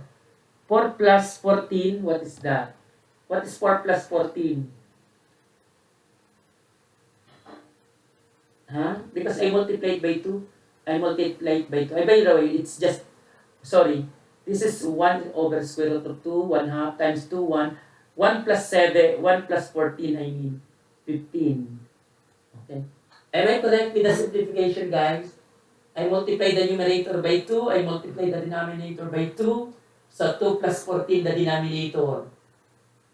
2 over 2 means 1, so it will not affect the value. Okay now, guys? Okay, guys. Is that correct? Sir, I think it's 1/2. Yeah, it's 1/2. 1/2 here. 1/2 plus 7, when multiplied by 2 over 2, it is 2 over 1 plus 14 is 15. It's 1 over 1/2 plus 7 times 2 over 2. That is 2 over 2 times 1/2 is 1 plus 14. So that is 2 over 15. Okay now, guys? Okay, guys. Okay. So, next number, let's have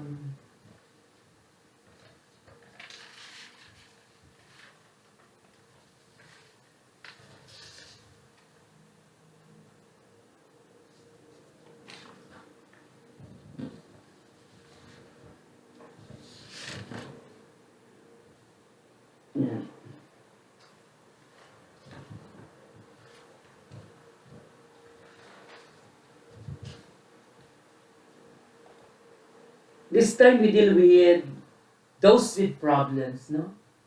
Limits having problem, okay? This time limits with problems at x equals a. Limits with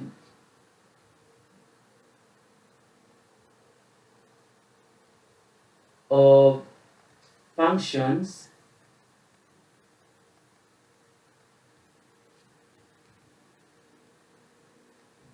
where functions have problem, where functions have problems with what? Problems with x equals a. Yung limit ang function na nag-approach sa a, but the functions have problems at x equals a.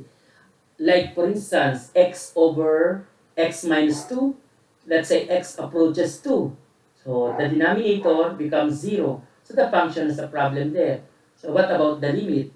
How can we handle the limit if a function has a problem at x equals a? Okay? So let's have the following examples.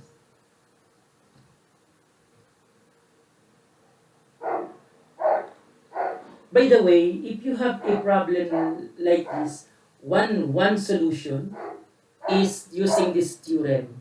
So the following theorem will help. So there is a theorem here that can handle this. No? Let A be a real number. Let A be a real number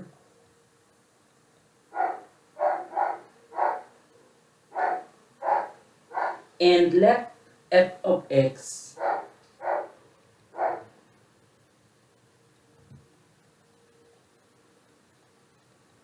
equals g of x, let f of x always equal to g of x for all x, as long as x is not equal to a. These are always equal, the values of f of x and g of x, for x not equal to a. Other than a, these are always equal, the f of x and g of x.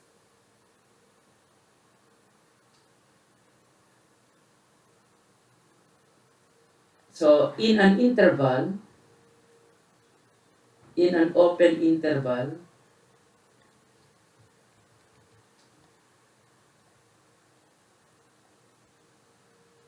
containing what? Containing a.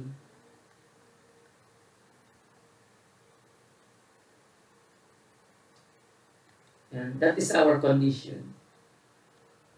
If the limit, for instance, as x approaches a, of f of x, I mean g of x, let's say g of x, g of x. Let's say the limit of this exists.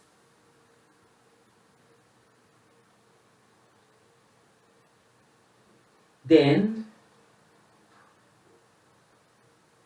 the limit of f of x as x approaches a also exists.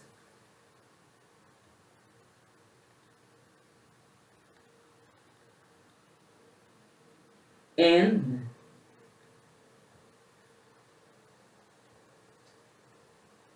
limit as x approaches a of f of x is equal to what?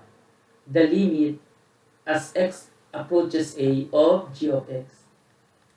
So again, let's say the limit of g of x exists, and it so happens that f of x is always equal to g of x, as long as your x is not equal to a. They are always equal except at x equals a. So if the limit of g of x as x approaches a exists, then the limit of f of x as x approaches a also exists, and they are equal. Okay? So this is useful in dealing with limits that have problems at x equals a. The functions have problems at x equals a. So instead of finding the limit of the original function, we find the limit of the new function satisfying this theorem. Okay? And that is very useful in the following examples. Evaluate. So instead of evaluating the limit of the original function, we're going to evaluate the limit of another function having the same limit with the original, whose limit is not obvious, but the new function has an obvious limit. Number 1. Let's say we have limit as x approaches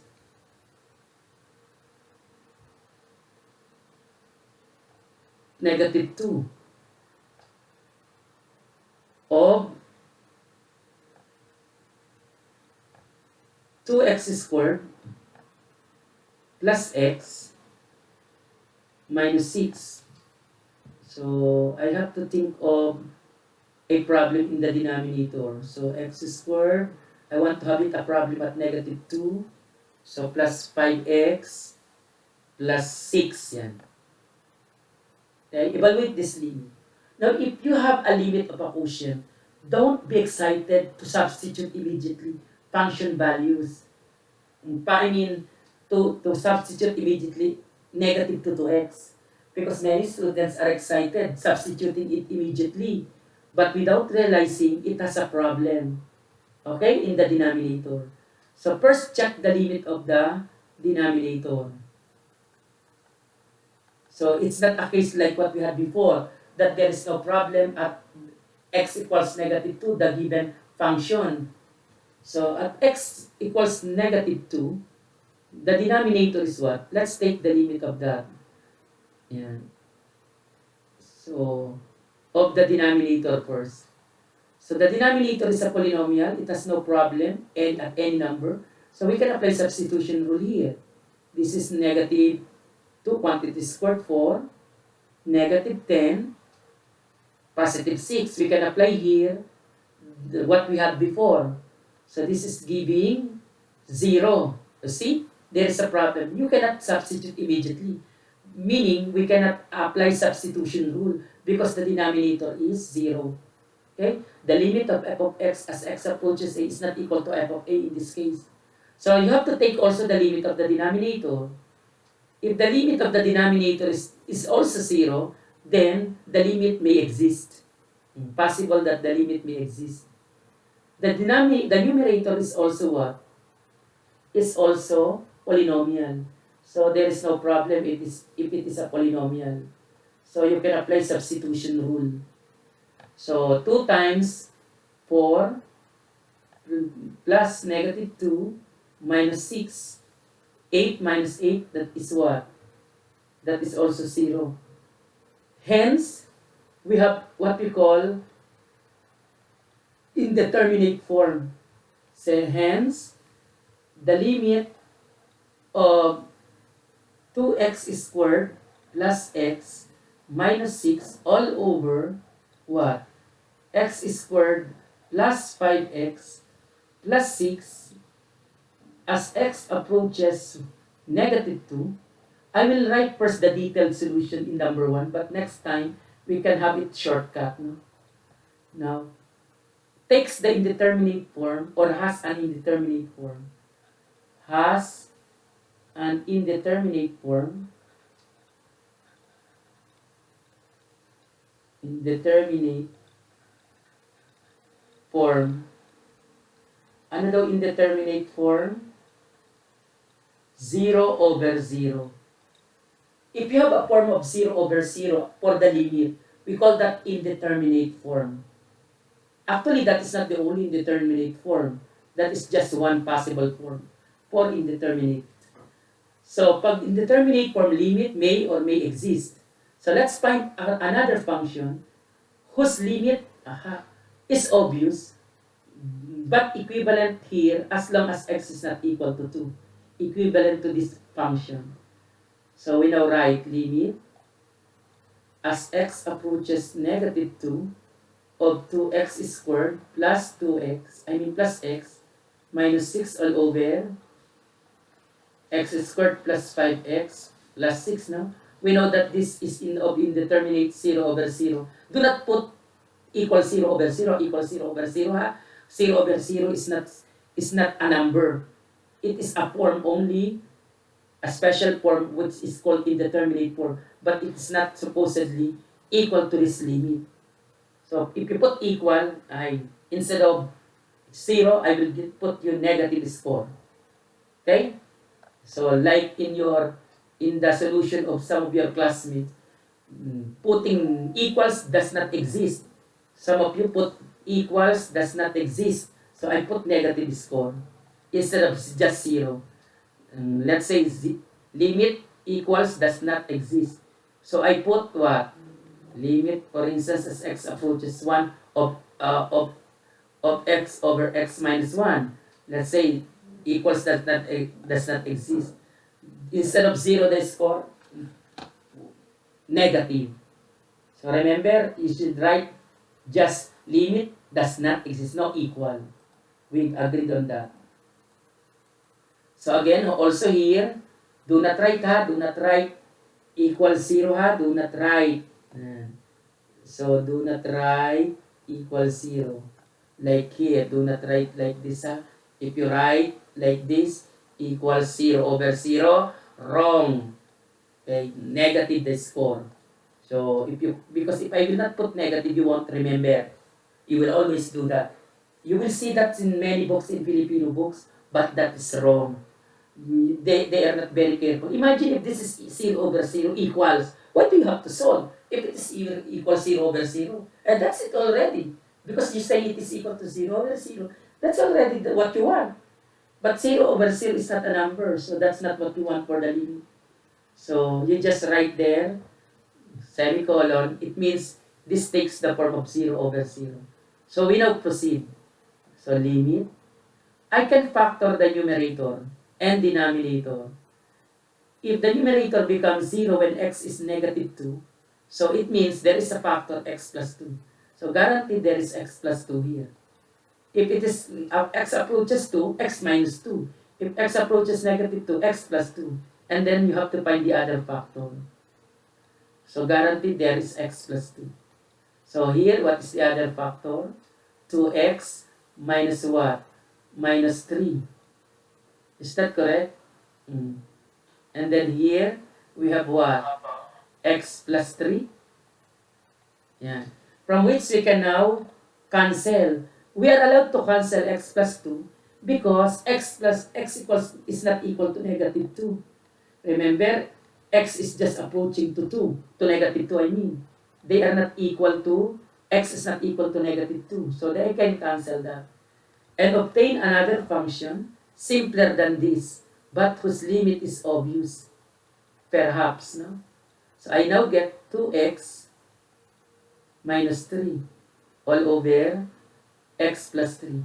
So this is a function equivalent to this original function, but with the condition that x is not equal to negative 2. Okay? So I can now find the limit of that. I think the numerator and the denominator is no longer 0. So I can just write here equals. Substitution now works. Substitution rule. Negative 2 minus 3 all over. Let's say it's still 0 over 0. So you don't continue. You find another function until you get not 0 in the denominator. If you cannot avoid that the denominator is 0, so the limit does not exist. So this is negative 2 minus what? Minus negative 2 plus 3. And what is the answer, children? Huh? Negative 7. Negative 7. Yeah. Oh, did you understand now, guys? Oh, number 2. Let's see if we have for number 2. Limit. Most of the limits that you will be encountering like this, not the one with no problem, because it has, if the limit has no problem, it's not exciting to deal with that. Approaching 1. So 2x cubed minus 7x squared plus 8x minus 3 all over x squared times 2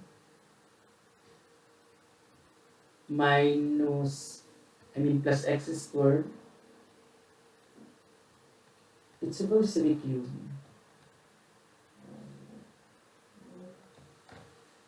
Cube, yeah, 2x cubed plus x squared minus 8x and then plus 5. Again, be careful because this is quotient. Try to examine first the denominator. So what's the limit of the denominator? Try to have it in a scratch first. What's the limit of the numerator? What's the limit? And limit of the denominator? The denominator goes to what? Goes to 0, right? 2 times 1 plus 1, 2 times 1 plus 1, plus 8 minus 5.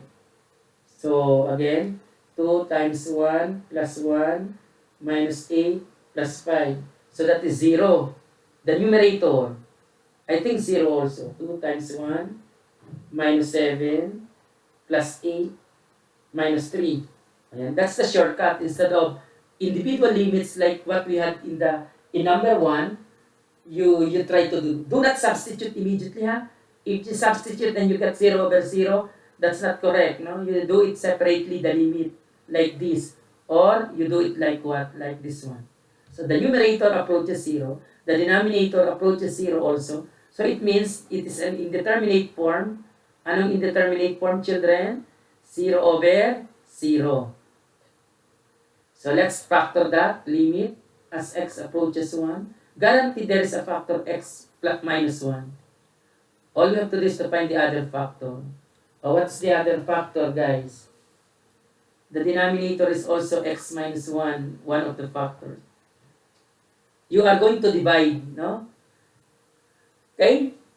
Divide synthetically. Magdi-divide tayo synthetically, ha? Then I will be erasing this. So, 2, negative 7, 8, negative 3,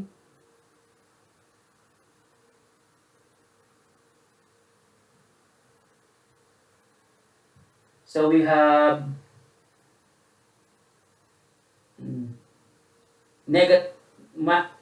approaching 1, so minus 1, so 1 here, no? Kung ano yung approaching 1, yun nilalagay nyo. Kasi x minus 1 is one of the factors. Mabilisan. 2, 1, 5, 2, negative 5, negative 5, 3, 3, 0. So the other factor, 2x squared minus 5x plus 3. Yan. That's the other factor. Okay? What about in the denominator? 2, 1, negative 8, 5, 1 also. We have bring down 2, then 2, 3, 3, negative 5, 5, negative 0. So we have 2x squared plus 3x minus 5. Okay? So that's it. I'm going to erase that now. I will be sending to you the video recordings. So this is equal to, what is that equal to, guys? Limit as x approaches 1 of simply 2x squared. I can cancel x minus 1. After all, x is not equal to 1, right? Minus 5x plus 3. It is just approaching 2x squared plus 3x. Remember, there is, again, denominator. You have to check the status of the denominator. Let's see if this is not 0 anymore, the denominator. 2 times 1 plus 3 minus 5. Again, it's 0, so you cannot substitute immediately. You cannot apply substitution rule. This is 0. This is 2 minus 5, negative 3 plus 3, so 0 also. Again, indeterminate form. Indeterminate form. So we try to factor that at once more. Simplify. You find another function na may obvious limit. Yung nahahanap nating function, hindi pa rin obvious ang limit. Try to find another one. Ano ang factor form nito? Meron pa uling x minus 1 yan. So, ibig sabihin, that means the factor is x minus 1 quantity squared originally, no? Kung na-detect agad natin. What is the other factor, guys? 2x minus 3. The other one, 2x plus 5. Yan, plus 5. Negative 2, positive 5, positive 3. Negative 2, negative 3, negative 5. Okay. So, this is now equal to limit.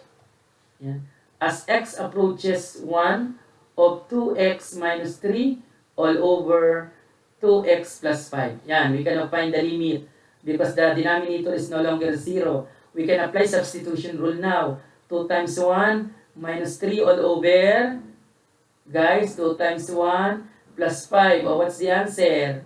Negative 1 over 7. Okay? Question, children of the Philippines. Guys? Do you have any question, guys? Children of the Philippines. Did you get that? You must be very good in factoring, ha? Yan. Because it is needed. Look at how I solve, ha? If you submit solution not correctly done, I'm going to give you negative. You have to be careful when solving, not just copy and copy to everywhere, ha? Be sure you are going to copy from the site or from the source which are reliable sources. Sources that are reliable, hindi yung incorrect way of writing limit. It doesn't, I don't care whether you got a correct answer, but if your procedure is wrong, there is line that is not properly written, I will give minus. Okay? So you can do not substitute like this, ha? If I get like this one, ha? Limit, for instance, limit as x approaches, you substitute immediately, you write there, halimbawa, 2 times 1 minus 5 times 1 plus 3 all over 2 times 1 and then plus 3 times 1 minus 5 and you get equals limit ay you get what? You get inequal nyo and you get 0. Let's say you get 0 over 0, you equal here, you make it equal here. Wrong. No? You just have it mentally like this. No? Or formally, yung number 1. Pero shortcut, you just put it like that. But do not put equal, ha? Equals like this. You put equals wrong. Okay? Okay, it's already time. So, do you still have question, children? Ay, parang lumilindol siya. Yan, naghang na. Naghang. No more question, guys?